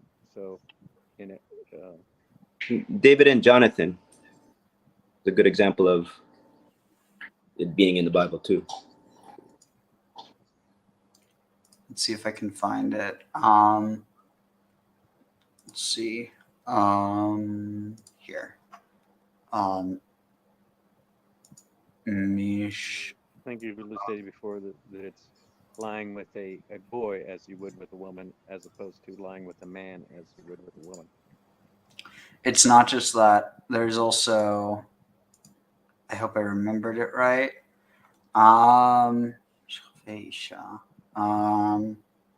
See. It's also written past forms too. There were reforms, just like in the Greek, when Plato reforms, in his writings tries to reform society. There were reforms inside the Torah too. That not for any point, just to make the point, not for any, just to interject to have fun, I guess. Let's see. Is it?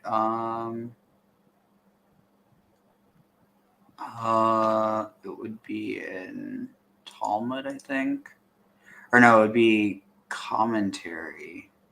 I mean, the clear way would be to say why the city's being destroyed explicitly. Because that'd make it easy for interpretation. That's no fun. I think it's pretty. If you're hostile to guests, and you know what I mean, it's ad nauseum the hospitality that Lot shows, and the hostility towards guests is also ad nauseum from the people of the city.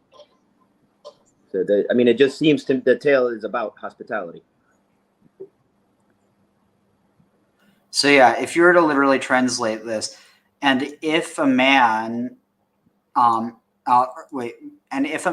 as And if a man shall yishchav lie et zachar with a male,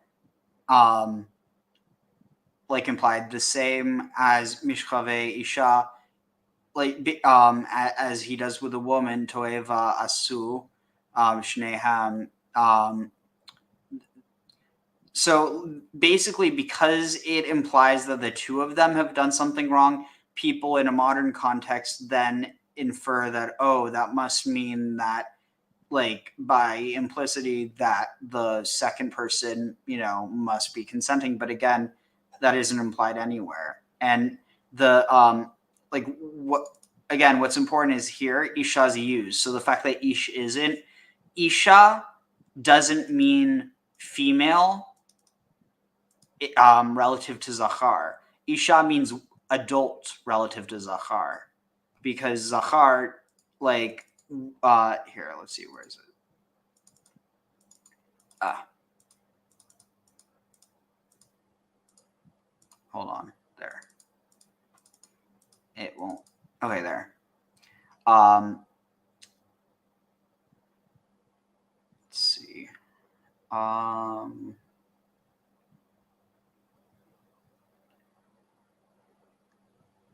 The point is, like, the ways that zachar and nekeva, which mean male and female, are used.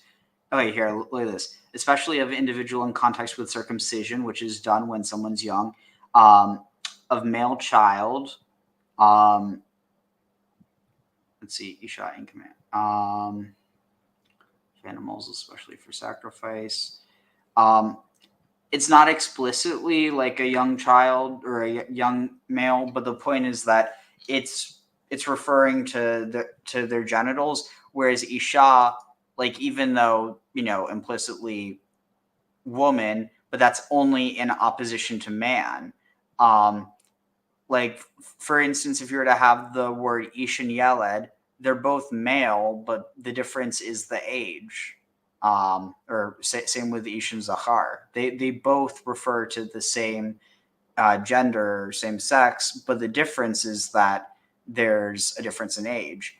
And again, I don't think that it's like, oh, this makes it moral, because you still don't have anything prohibiting lying with a like, you don't have this issue of ishkav et nekeva mishchave isha, because I mean, our society recognizes that that's horrible, but back then people didn't. But you mean like rape within marriage? Is that what you mean? No, I'm talking about like basically, I'm trying to not get my channel or not my account, or not account, my video demonetized, but basically they didn't have any issue with young girls, they had an issue with young boys.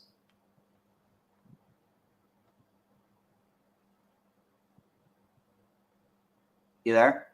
Yeah. But yeah, so one second. Let's see. Vayera. Let me see what I can find about this, and then we'll close out. And the other thing is how it goes. I miss where it starts out with 3 and then ends up being 2, as far as the supposed angels. Let me see what I can find about that. I was going to say that's an interesting one. That could be because 2 of them went into Sodom, and the other one was, instead of it being God, the other one was the one that stayed and negotiated with Abraham. Tag. Editing error. What? Tag. Editing error. Tag. Hello. In this week's Torah portion, Vayera, angels are all over the place. First, an angel comes to Hagar to help her in the deserts. Quote, the angel of God called to Hagar out of heaven, unquote. Then 2 angels come to destroy the city of Sodom. Quote, and the 2 angels came to Sodom in the evening, unquote. Then an angel stops Abraham from sacrificing his son Isaac. Quote, and the angel of the Lord called Abraham from heaven and said, Abraham, Abraham, do not lay your hands on the lad. Unquote. Angels appear frequently in the Torah. Here are two more examples from the book of Genesis alone. Jacob, with God beside him, sees a ladder leading up to heaven, with angels going up and down on it nonstop. Was that an ancient reporting system? Jacob struggles with an angel all night and prevails, then gets his name changed to Israel, meaning he who struggles with gods. Quotes, and the angel said, your name shall no longer be called Jacob, but Israel, because you fought with God and with men and prevails. Unquotes. So let's talk about the Jewish view of angels. What are they? What is their role? Well, the Hebrew word for angel is malach, from the root lamed aleph chaf, meaning to send. So malach means he who is sent. An angel is therefore an emissary, someone God sends to perform a task. Note in passing that malach does not have the same root as melech, meaning king. The root of king is mem lamed chaf. Angels are more knowledgeable and more powerful than people, but have no independent will. They just carry out orders from God. Because they are just emissaries of God's, there are angels for everything, for whatever God has in mind to do. The Talmud and Midrash mention angels for prayer, for hail, for rain, for anger, for Gehenna, for birth and pregnancy, for the sea, even for lusts. There are also guardian angels for entire groups and for special people, even evil ones. The Persians had one named Dubiel. Edom had one. King Nebuchadnezzar of Babylon had one named Kal. In fact, all kings have one. There is even an angel for the entire universe, Metatron, also called Sar, meaning prince. These guardian angels, Nebuchadnezzar of Babylon had one named Kal. In fact, all kings have one. There is even an angel for the entire universe, Metatron, also called Sar, meaning prince. These guardian angels plead on behalf of their charges. For example, in the Midrash, God summons the guardian angels of all the nations to discuss the enslavement of the Israelites in Egypt.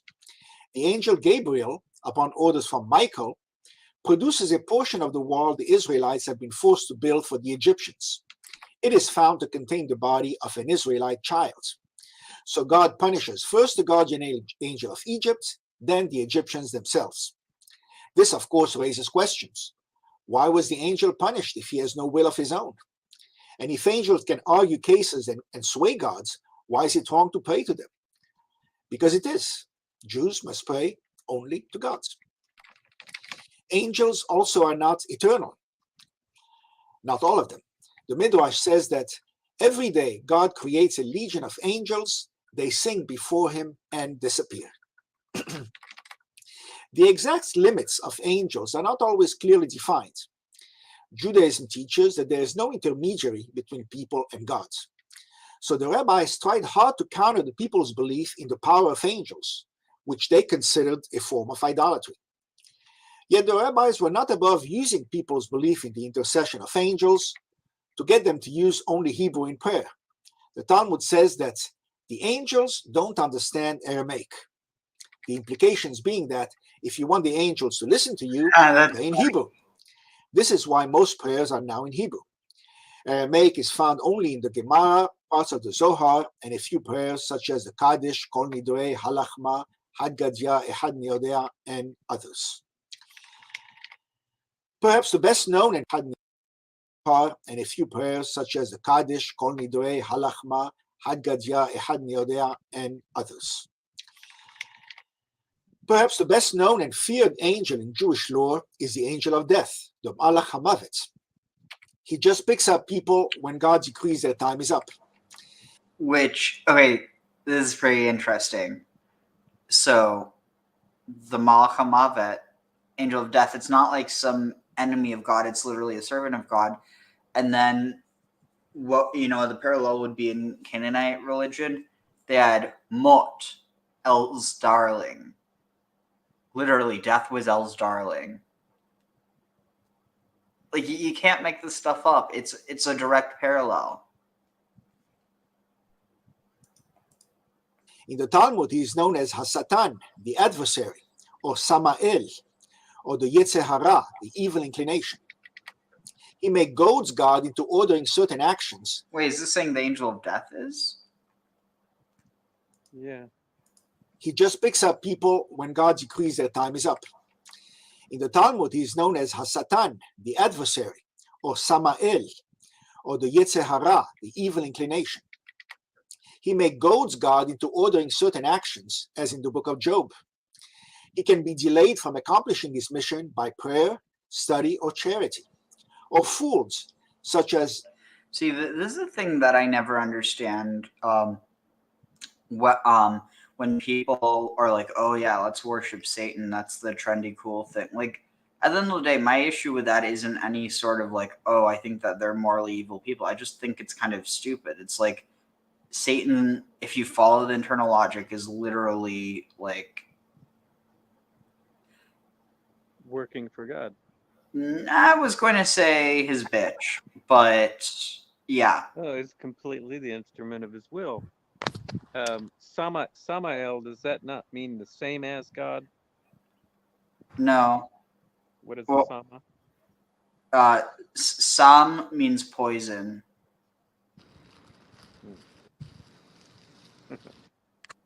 Also, never mind. Yeah. No, what? Oh, Satanism is more of like it's a Christian view taken, into modernity to the self and like being selfish.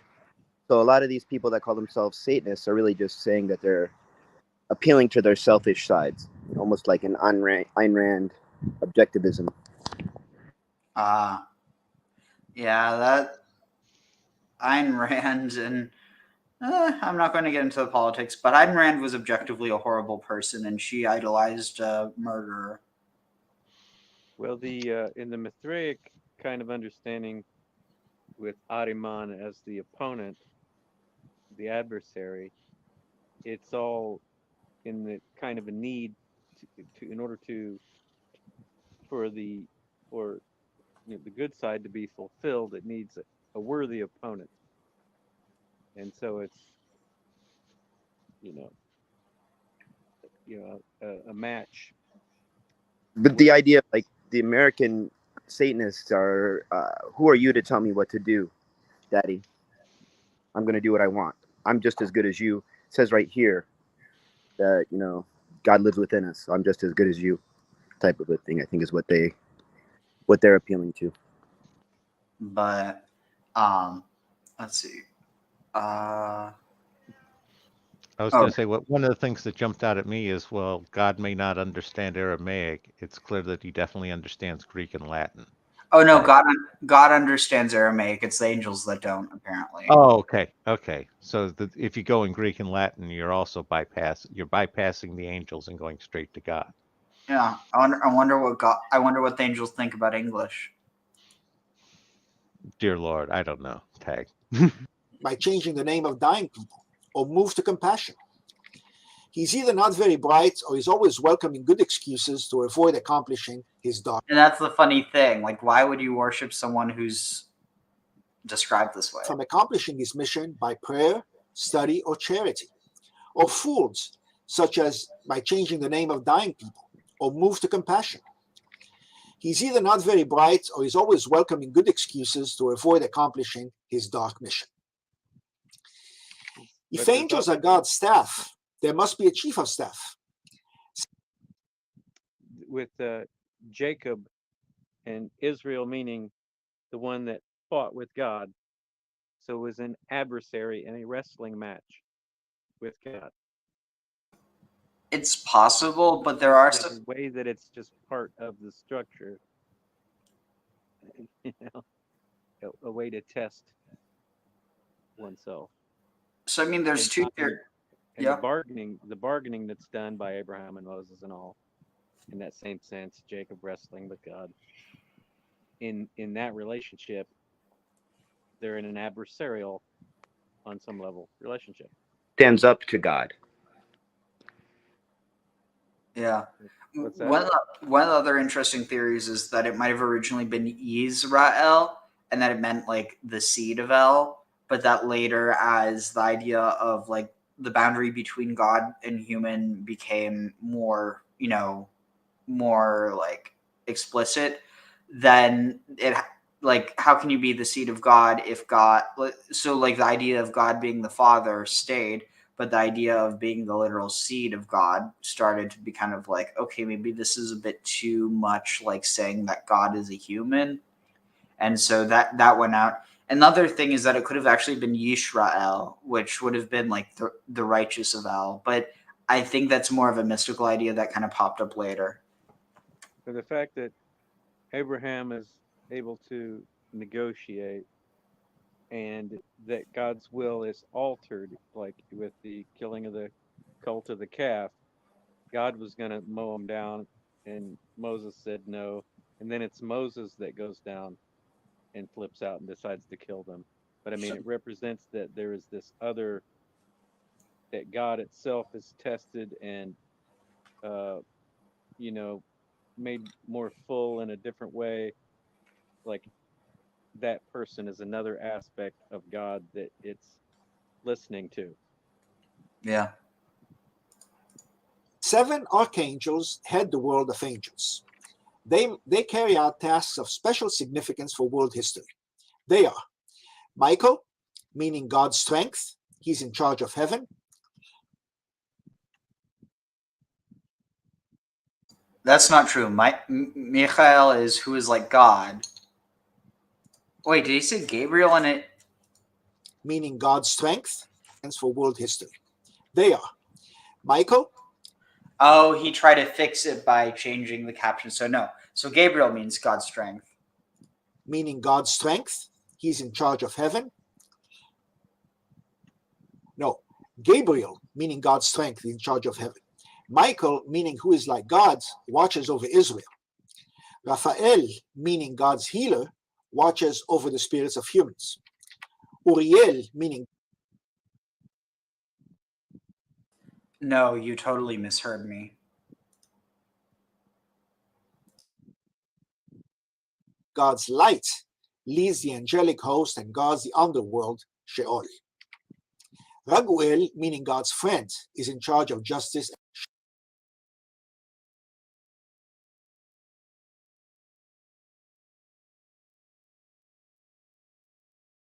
Heaven. Michael, meaning who is like God, watches over Israel. Raphael, meaning God's healer, watches over the spirits of humans. Uriel, meaning God's light, leads the angelic host and guards the underworld, Sheol. Raguel, meaning God's friend, is in charge of justice and harmony. Sariel, means the angelic host of humans. Uriel, meaning God's light, leads the angelic host and guards the underworld, Sheol. Raguel, meaning God's friend, is in charge of justice and harmony. Sariel, meaning God's command, has special tasks. For example, he was sent to receive the soul of Moses, and Moses owed all his knowledge to him. He also told Jacob the meaning of the ladder he dreamed. Yeremiel, meaning God's mercy, reviews people's lives with them after they have died and sometimes before. There are also groups of angels, the cherubim, the seraphim, the ophanim, God's mercy. For example, he was sent to receive the soul of Moses, and Moses owed all his knowledge to him. He also told Jacob the meaning of the ladder he dreamed. Yeremiel, meaning God's mercy, reviews people's lives with them after they have died and sometimes before. There are also groups of angels, the cherubim, the seraphim, the ophanim, the Hayot HaKodesh, which we invoke when we sing El Adon, the song of creation, on Shabbat morning. A very popular song featuring angels, which has fueled some controversy, is Shalom Aleichem. It is sung before the Shabbat meal. It says, Shalom Aleichem Malachei HaSharet, peace to you, O ministering angels. Borachem LeShalom, come in peace. Barchuni LeShalom, bless me with peace. Tzetchem LeShalom, depart in peace. It was composed in the 17th century by Kabbalists in Tzefat, Israel. Its origin is in the Talmud. Quote, it was taught, Rabbi Yosei, son of Rav Yehuda, said, 2 ministering angels accompany man on Shabbat Eve from the synagogue to his home, one good and one evil. When he arrives at home and finds the lamp burning, the table laid out, and the bed covered with a spread, the good angel exclaims, may it be so on another Shabbat also. And the evil angel unwillingly responds, Amen. But if not, if everything is in disorder and gloomy, the evil angel exclaims, may it be so on another Shabbat also. And the good angel unwillingly responds, Amen. Unquote. The song welcomes these 2 angels. The controversy was raised by the Vilna Gaon and Rav Yaakov Emden in the 18th century. The song says, bless me with peace, O angels of peace. But angels cannot bless. Only God can. Many commentators wishing to retain the song have suggested ways around the controversy. One said it's an expression of hope, not a request. Another said it's an expression of humility. Although we know only God can grant the blessing, we dare not address God directly. Or we are asking God to have the angels bring our prayers before him, as they're supposed to do. Or angels are allowed to do a few simple things on their own, so we can ask them. Or we're not praying to the angel, but to God, to ask that he send us his angel to do what we ask the angel to do. Or it's a command, not a request. Bless me means do the job you were sent to do.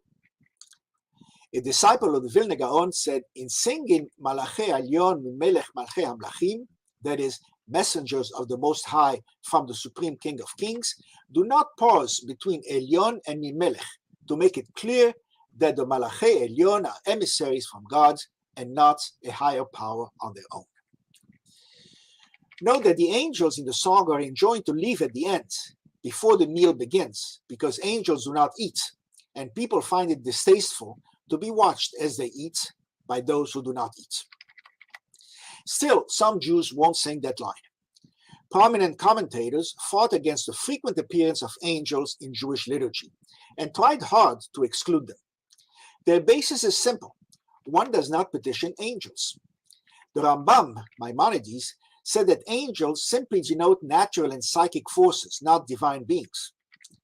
Rabbi Yosef Kimchi, from 12th century Spain and France, said, true penitence does not stand in need of intervention by the saints.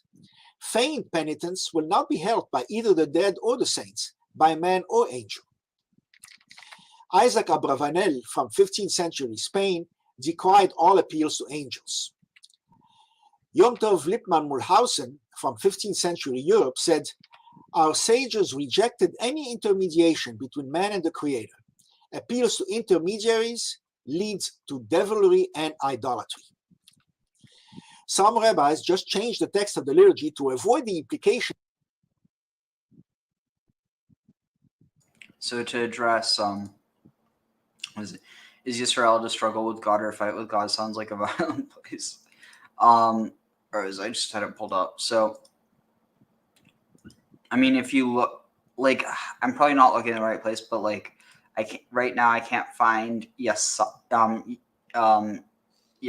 which is where Yisrael is from. I can only find Yashar, and like one of the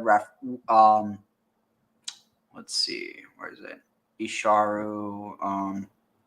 One of the names for Jerusalem is Yeshurun, which means like the righteous, or I forget exactly, but the point is that righteous or upright, straight, upright, evenness, upright, equity.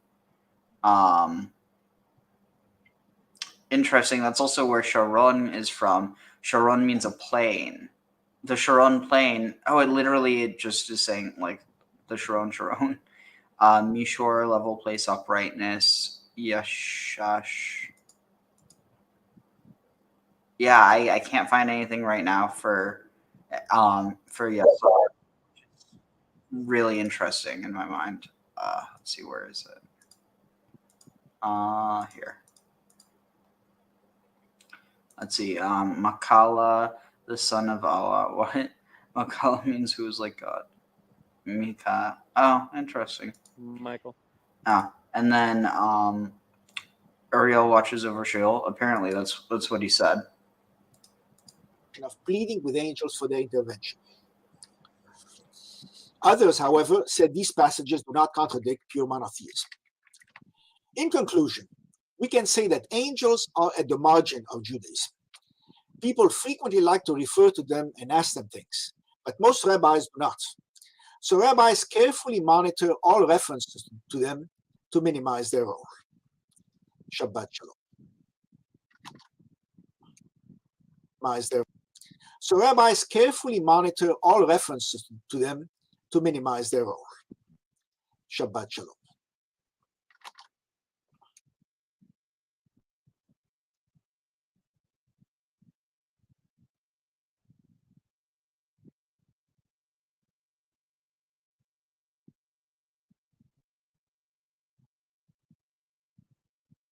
So am I frozen, or are you frozen, or am I being heard? Yeah, we can hear you. Okay. I'm just trying to find Slack. So Uriel as light of God, is there a lot of other usage of that Uri for light? Uri, I mean Uri just means my light, but or means light, and it's used a lot. That's interesting. The Abram being from Ur. So there's actually let's see if I can find it. Wait, what? Oh my god. Let's see. So there was a tradition that actually I think so this is actually, it was given. You could look at it as like, oh, this is but realistically it's a mistake. It's a mistake in the Hebrew Bible, and it's, well, people who like believe it like orthodoxly think that there are no mistakes in the Hebrew Bible, but let's see. So where was it? It would be 12 here. So let's see. Or Kastim. Let's find Or Kastim.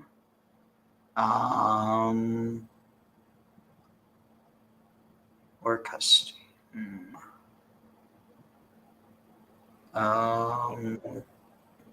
Oh, here I found it. So look at this. Or Kastim. The way that it should be spelled is with an ayin, but it's spelled the way as flame or light of fire. And so because of this, there's a tradition that when he left Or Kastim, actually, let me see if I can find that. But a tradition that Or Kastim was actually the story of like Abraham being thrown into the fire.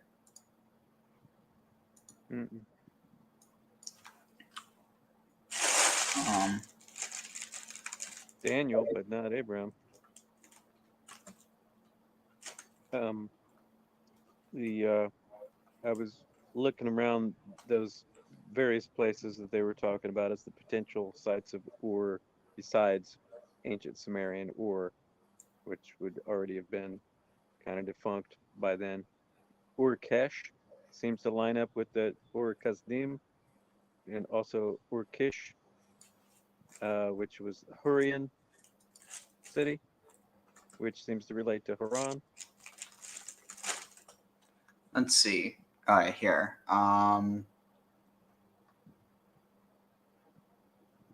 And so the Uri, or the Huri, are the Hurrians.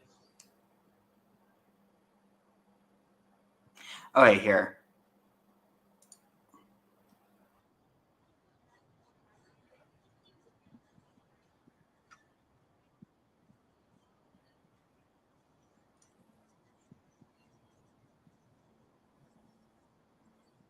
Are two visions. It's really important, I think, to understand that there are two visions in the world today. And one of the best places to see what these two visions really are is in Genesis chapter 11. And it's the first 9 verses. It's the story of the Tower of Babel. Now, the story of the Tower of Babel pits the prevailing orthodoxy, the public doctrine of the day, which was all shaped by a man called... Sharon, no, don't think of Charon. More likely, there's a connection between Charon and Horon. Horon was the underworld god in Canaan. And there was also Mot. Mot was death itself, but Horon was like the one who was like the guardian over it. Well, that was the other thing in the previous episode that we talked about with Kur, meaning mountain in Sumerian, and relating with Har, kind of, and that it was also, the mountain was related to the underworld, that the cave system you would access through the mountains would lead to the undersea, the Abzu. So that's a completely parallel concept in the Sumerian that seems to overlap with that association with mountain, also Nimrod, relating to the underworld. Now, his name isn't mentioned in chapter 11, but that's because by that time, his doctrine had spread far and wide, and it was the dominant culture. But the story in chapter 11 begins by saying, and this took place in a land called Shinar. And just a few verses earlier than that, we are introduced to Nimrod, and he lives, he's the king of, guess where? Shinar. So now we know that this whole Tower of Babel story is Nimrod. And we're told that he is a hunter of great repute. In chapter 13 now, in Genesis, in chapter 13 now, in Genesis 13, Abraham says to Lot, listen, our shepherds are arguing with each other. We have to separate. And so you go left, I'll go right. You go right, I'll go left. You choose. Lot lifts his eyes, looks at the valley of the Jordan. He looks at the city of Sodom. He says, I'm going to go there.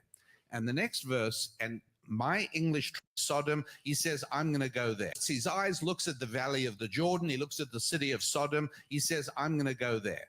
And the next verse, and my English translation actually says, and Lot journeyed to the east. Right. Which is exactly right? Because here he is in Bethel with Abraham. There's Sodom. If I get out the way, you'll see it more clearly. And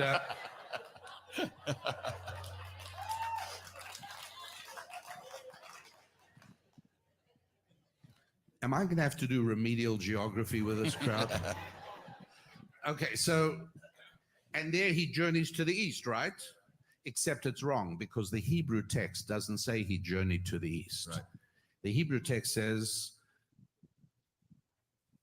Velot nasa mikedem, from the east. From the east, not to the east. Not to the east. But it's not true. He journeyed to the east. This is so baffling that many English translations mistranslate it. That's right. They lie. That's right. Have you ever heard of a translator lying? Wow. If you haven't, just go to the United Nations. And that's right.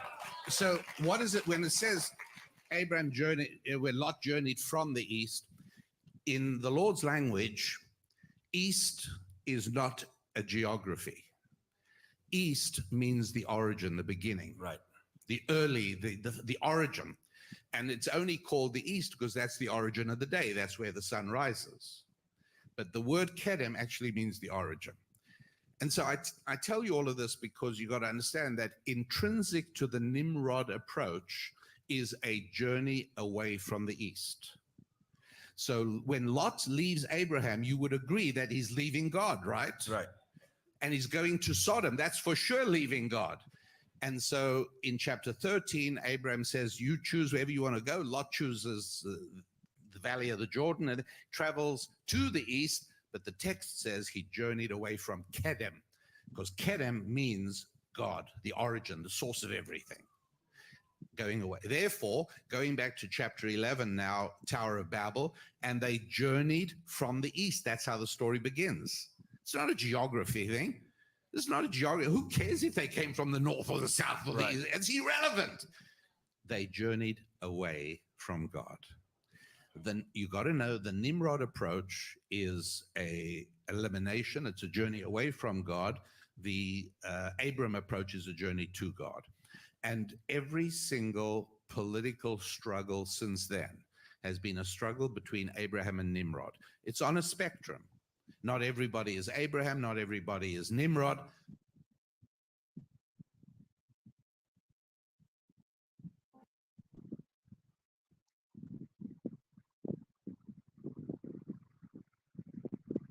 Again, seeming frozen, so I'm going to speak and maybe that'll break it.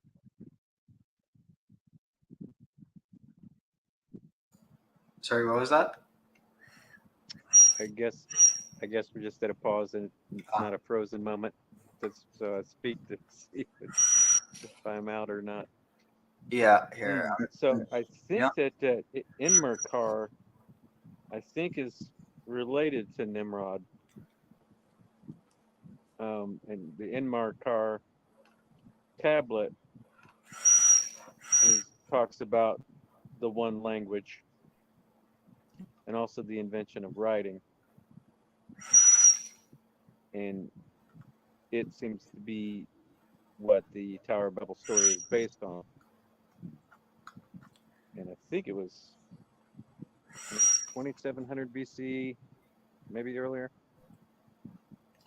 Interesting. Sorry, I'm just kind of. But it's all about 𝐤�𤤉𝓃 usurping and taking over from Arata, which may relate to Mount Ararat, and it's a place in the mountains, place of jewels. And it's about the goddesses now favoring the new successor state and has moved literally physically to a new temple. Let's see. That temple complex, it wasn't quite a ziggurat, although it was a platform with a temple on it, cubic temple, so it's very, very proto temple. And that seems to be, and it talks about the confounding of the one tongue. Right here, I think I found it. Hi, this is the. Let's see if I can find. The one that created all of us. He's in the house. So Abram asked his father.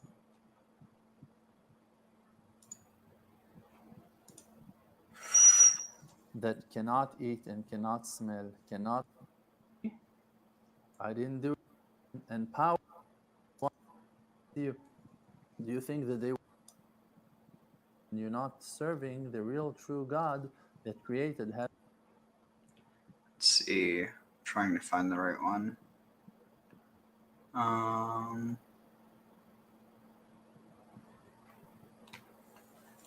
Let's see.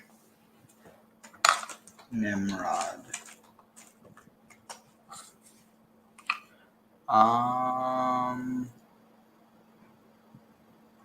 𝐤�𤤉𝓃.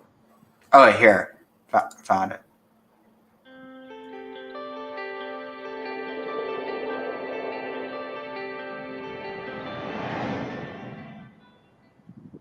We read Midrashim about Avraham Avinu in the first night of Sukkot. Avraham Avinu, he went and he was fighting, and they're calling him from the palace of Nimrod. Nimrod was the king, and he was doing things in the world, killing every enemy, everyone that was disturbing him. He was slaughtering thousands and thousands of children, of people. He didn't have no fear in his eyes. He was killing everyone. Cruel king, horrific, horrible king. And one day he heard that there is that crazy person, Avraham Avinu, that is going and talking against his kingship. He was idolizing himself all of his life, Nimrod. So he said, call Avraham here. I want him to talk to him, to ask him what he thinks to himself. So they called Avraham Avinu. What is Avraham Avinu doing? He's crossing all of the soldiers, doesn't look to the sides, going one after the other. Like, think about it. Someone going to call you now, going to tell you, hey, listen, the president of the United States, he wants to talk to you. Okay, great. You're going to come. You're going to wear your best suit. You're entering into they're going to bring you to the entrance to the White House. Great. You're standing. What you're going to do next? You're going to wait. They're going to tell you where to go. Okay, they're going to open the next door for you. You're going to make a few steps. You're going to enter. What then you're going to do? You're going to stop. You're going to wait for permission that someone is going to guide you. You're going to say, okay, here you're allowed to enter. Here you're not allowed to enter. You think it was easier in the early days? No, it was worse.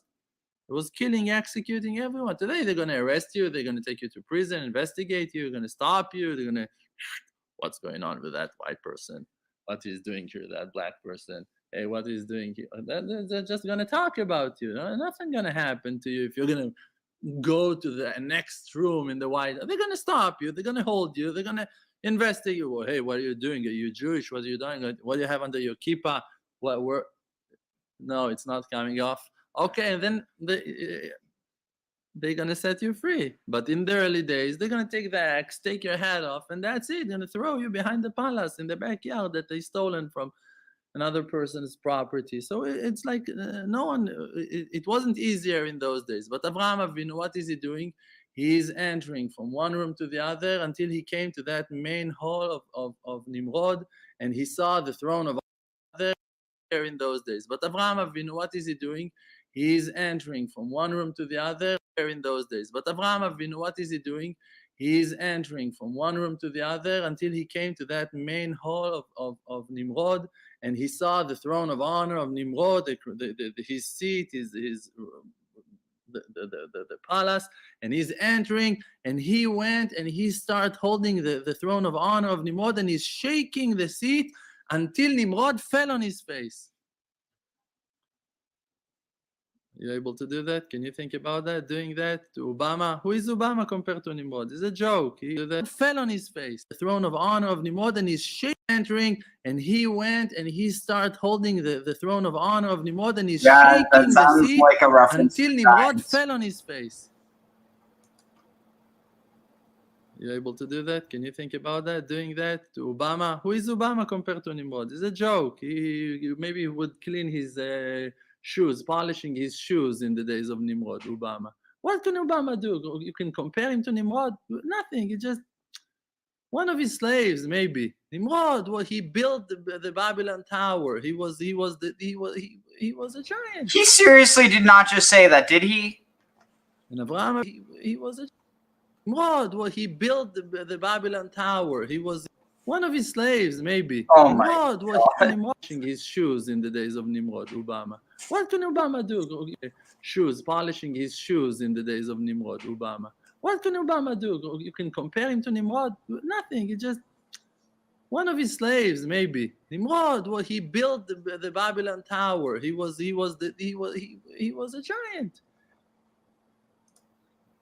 And Avraham Avinu is going and shaking his throne of honor and throwing him to the ground, and he fell on his face. And now Avraham Avinu starts rebuking him and screaming at him. Who are you? You're a heretic. You're talking things against the Creator that created heaven and earth. And you don't believe in his slave Avraham. You're also talking about me. And you think this and that. And there were two idols that were standing over there in his palace. And both of them fell on their faces and broke to pieces. And everyone were terrified and shaking and afraid. And he's looking at him. And then Avraham Avinu is calling him. You're a dog. Who you think you are? You're this, you're that. And no one is able to talk to him. And then he went out from the palace, finished with this comedy, with this joke, and went back to do his job in the world, going, talking to people, converting thousands of souls, talking to another person. And then he's walking in the street, and he sees an old woman, an old woman came to him, and she's telling him, hey, you're the son of Terach, your brother Haran. He sold me two idols, one idol. He sold me an idol, and that idol, thieves came in the middle of the night and stolen my idol. So he's looking at her and tells her, look, if in the middle of two idols, one idol, he sold Terach, one old woman came to him and she's telling him, hey, you're the son of Terach, your brother Haran. He sold me 2 idols, 1 idol. He sold me an idol, and that idol, thieves came in the middle of the night and stolen my idol. So he's looking at her and tells her, look, if that idol couldn't save himself from the thieves, so what do you want from me now? She said, I want another one, a brand new one, a new one, a stronger one, a more powerful one. Look, if that idol couldn't save himself, how do you want him to save you? So she told him, what do you suggest? So he said, I suggest that you're going to drop your nonsense, do tshuva, and believe in the Creator that created heaven and earth. And start. Ready to start eating healthier? Meet 𝐤𝐅𐤊. 𝐤𝐤𝐅 is the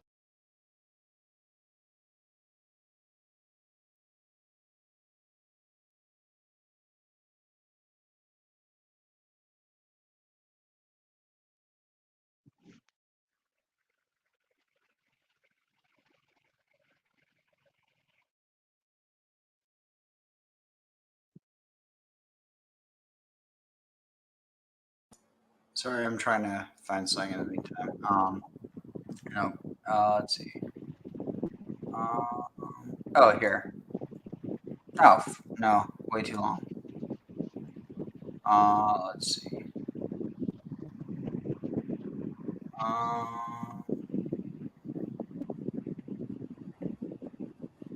This should be good.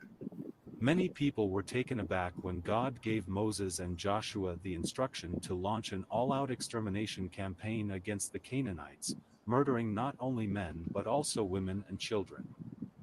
What kind of loving God would do anything like that? This strategy, however, was solely intended and applied against the Nephilim, Anakim, and 𝐤𝐅𝐻 territories, which were the source of the aforementioned evil. It would make even more sense for God to order this if the Nephilim's descendants were crazy. To sentence a psychotic killer to death for the sake of society is a humane act, not a harsh one. Given that these features are heritable, it becomes possible that Nephilim traits like This is real. musculature and psychopathology were passed down genetically. This is dark. The fact that they appeared primarily in Canaan, one of Ham's sons, would imply that Ham or, more likely, his wife were the source of these things. Because of the complexities of genetics, it is unclear if the offspring of a marriage will acquire the genes for a... This is getting really gross and race sciencey, not gonna lie. Oh wait, what was that? Many people were taken aback.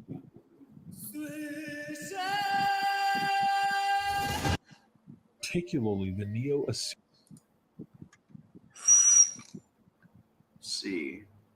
Anything about... No, nothing about John.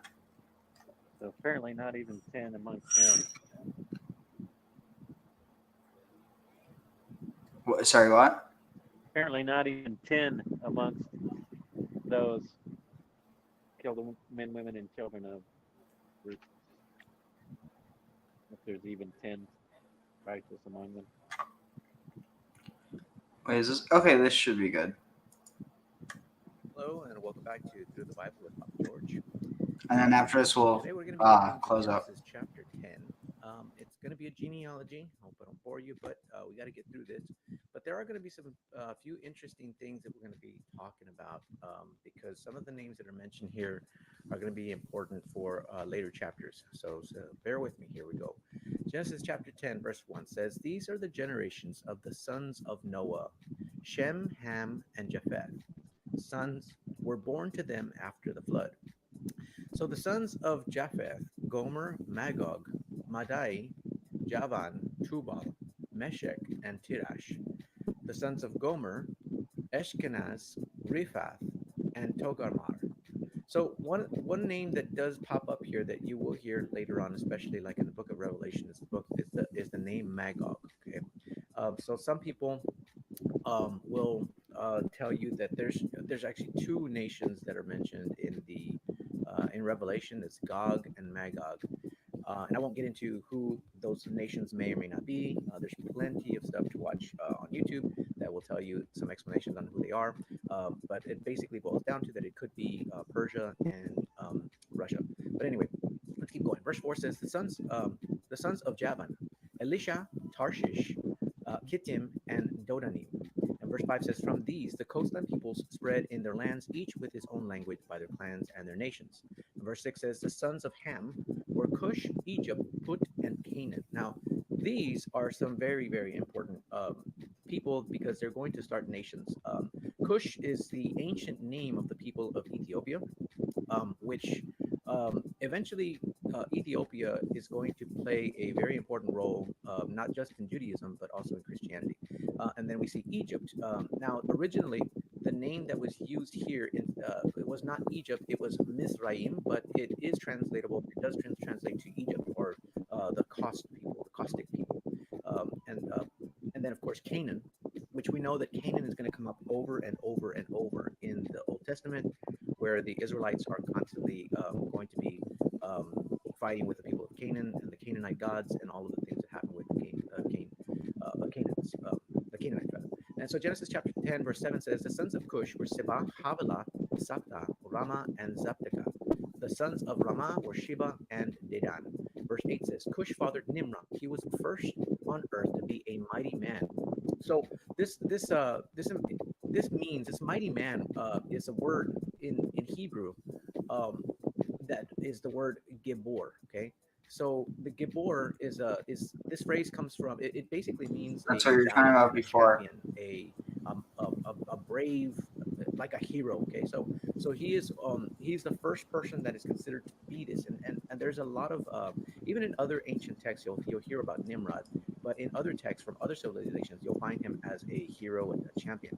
But according to the Bible, Nimrod is not a very nice person. We're going to find out later in this same book in Genesis about the things that Nimrod does do. Verse 10 says, the beginning of his kingdom was Babel, Erech, Akkad, and Calneh, the land of Shinar. Verse 11 says, from that land he went into Assyria and built Nineveh, Rehoboth, Ir. Verse 2 of his kingdom was Babel, Erech, Akkad, and Calneh, the land of Shinar. Verse 11 says, from that land he went into Assyria and built Nineveh, Rehoboth, Ir, Calah, and Rezin, between Nineveh and Calah, that is the great city. So he builds cities, and a lot of these cities are going to come up in the Old Testament, cities that are involved in a lot of idolatry, a lot of evil. We know that in the book of Jonah, when we explore that, we're going to find out what happens to Nineveh, and also some of the other cities that are mentioned here, like Babel, and we will learn more about that very, very quickly here in the next few chapters. Verse 13 says, Egypt fathered Ludam, Anamin, Lehabim, Naphtuhim, Pathrusim, Kasluhim, again, the lineage that's coming from Ham. Okay, and remember that Noah put a curse on Ham, and that his descendants would be the servants of the others, right? And so here we have the Philistines, the Egyptians, we have the Babylonians that are going to come from Ham. We see the Canaanites that are going to come from Ham, and all of these we know later on in Scripture we're going to find out that they are among the biggest thorns in Israel's side, the God's chosen people. Verse 15 says, Canaan fathered Sidon, his firstborn, and Heth. We're writing a new story right now. We have to. And Jebusite, the Amorites, the Girgashites, the Hivites, the Arkites, the Senites, the Arvadites, and the Zemarites, and the Hamathites. Afterwards, the clans of the Canaans dispersed. So again, all of these tribes that are going to contend against Israel later on. Now, Israel doesn't exist yet. It's not a nation yet. But we're getting the bottom. We're getting the core, the foundation of where all these people are coming from and how they're all going to be split. Okay, verse 19 says, and the territory of the Canaanites extended from Sidon in the direction of Gerar as far as Gaza, and in the direction of Sodom, Gomorrah, Admah, and Zeboim as far as Lasha. Again, we've got some more cities that are going to be involved in some very evil things, and these are all stemming from Ham. So we know that that people tend to follow the behavior of their parents. We see this over and over. We see this kind of like a generational curse that comes upon people. People that maybe their father or their grandfather, their great grandfather was an alcoholic, and so they become alcoholics, or they're involved in certain things, and so it passes down. And we see that these traits get passed down from one generation to the next because of the sins of the father.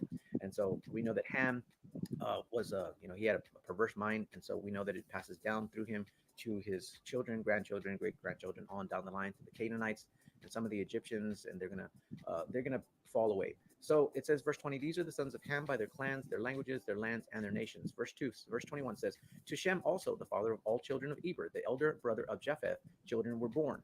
The sons of Shem, Elam, Asher, Arpachshad, Lud, and Aram. The sons of Aram were Uz, Hul, Gether, and Mash. That's verse 23. Verse 24 says, Arpachshad fathered Shelah, and Shelah fathered Eber. To Eber were born two sons. The name of the one was Peleg, for in his days the earth was divided, and his brother's name was Joktan. Now, this name Peleg actually means division. So I actually looked up this word that's used in his days. The earth was divided. So the earth is this word called Eretz, right? And that's a Hebrew word, and it actually can have two meanings. So it actually can mean the actual earth, the ground itself, but it can also mean the Oh, come on. It's of the clearly earth. So talking this might have about double meaning, division by because as we're going to find out nations. later on in this book, that the nations are going to be divided at something that happens at the Tower of Babel. We're going to get into that in one of the next chapters.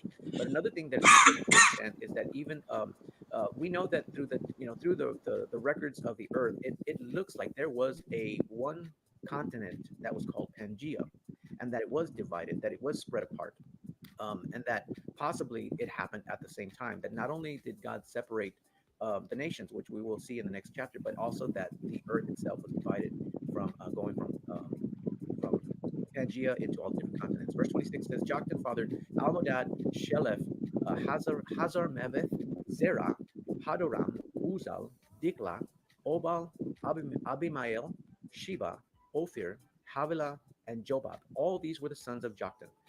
Verse 30 says, the territory in which they live extended from Mesha in the direction of Sephar to the hill country of the east. These are the sons of Shem by their clans, their languages, their lands, and their nations. And verse 32 says, these are the Shem by from Mesha in the direction of Sephar, sons of Joktan. Verse 30 says, the territory in which they live extended from Mesha in the direction of Sephar to the hill country of the east. These are the sons of Shem by their clans, their languages, their lands, and their nations. And verse 32 says, these are the clans of the sons of Noah, according to their genealogies in their nations, and from these nations spread abroad on the earth after the flood. So we're going to end here and in the end of chapter 10, and we're going to get into chapter 11 that is going to cause quite a bit of stir when we find out what actually happens. And a lot of people, I want y'all to stick around to chapter 11, because we're going to get into something that's very, very deep that a lot of people skip over when they read the book of Genesis, and they don't even know that there's some things that are hidden in the 11th chapter of Genesis. So until next time, guys, I hope that you enjoyed this video. If you did, give me a like, and be sure to share it with someone that might be interested in learning more about the book of Genesis. And also, if you haven't subscribed, be sure to subscribe to the channel and hit that notification bell so that you'll get notifications when I do put out a video. I try to put one out every. So, any thoughts before we close out, Zero? Just that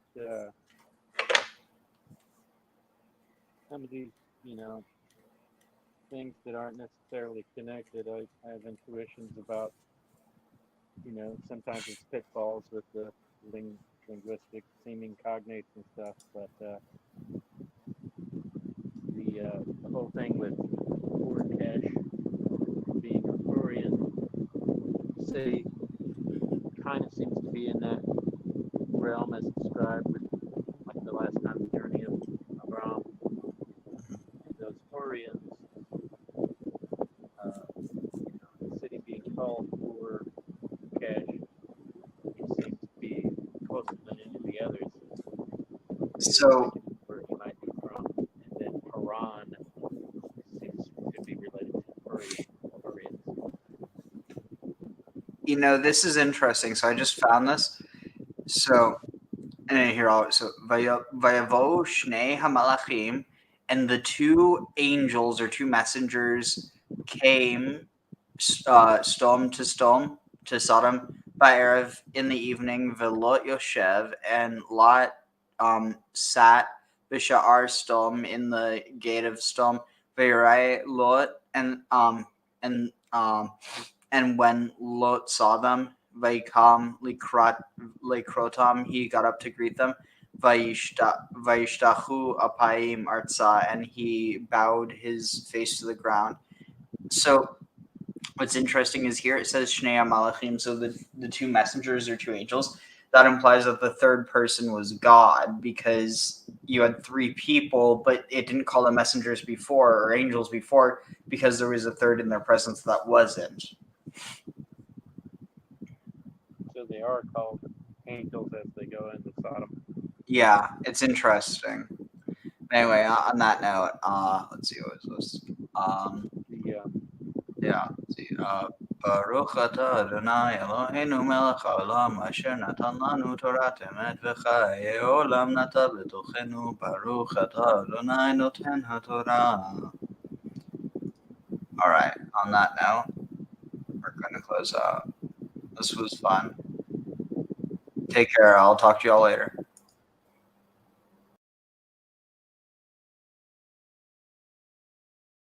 Want to tell the Rebbe the words of the new song that we're singing with Mashiach, right? So I'm just going to read him. Am Yisrael, have no fear.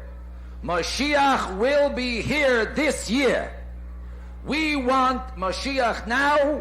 We don't want to wait. Okay?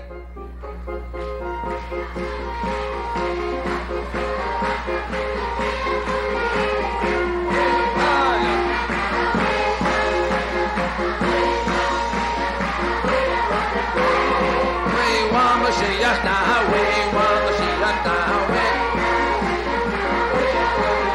oh yeah, Am Yisrael, have no fear, Mashiach will be this year. Am Yisrael, have no fear, Mashiach will be here this year. We want Mashiach now, we want Mashiach now, we don't want to wait. We want Mashiach now,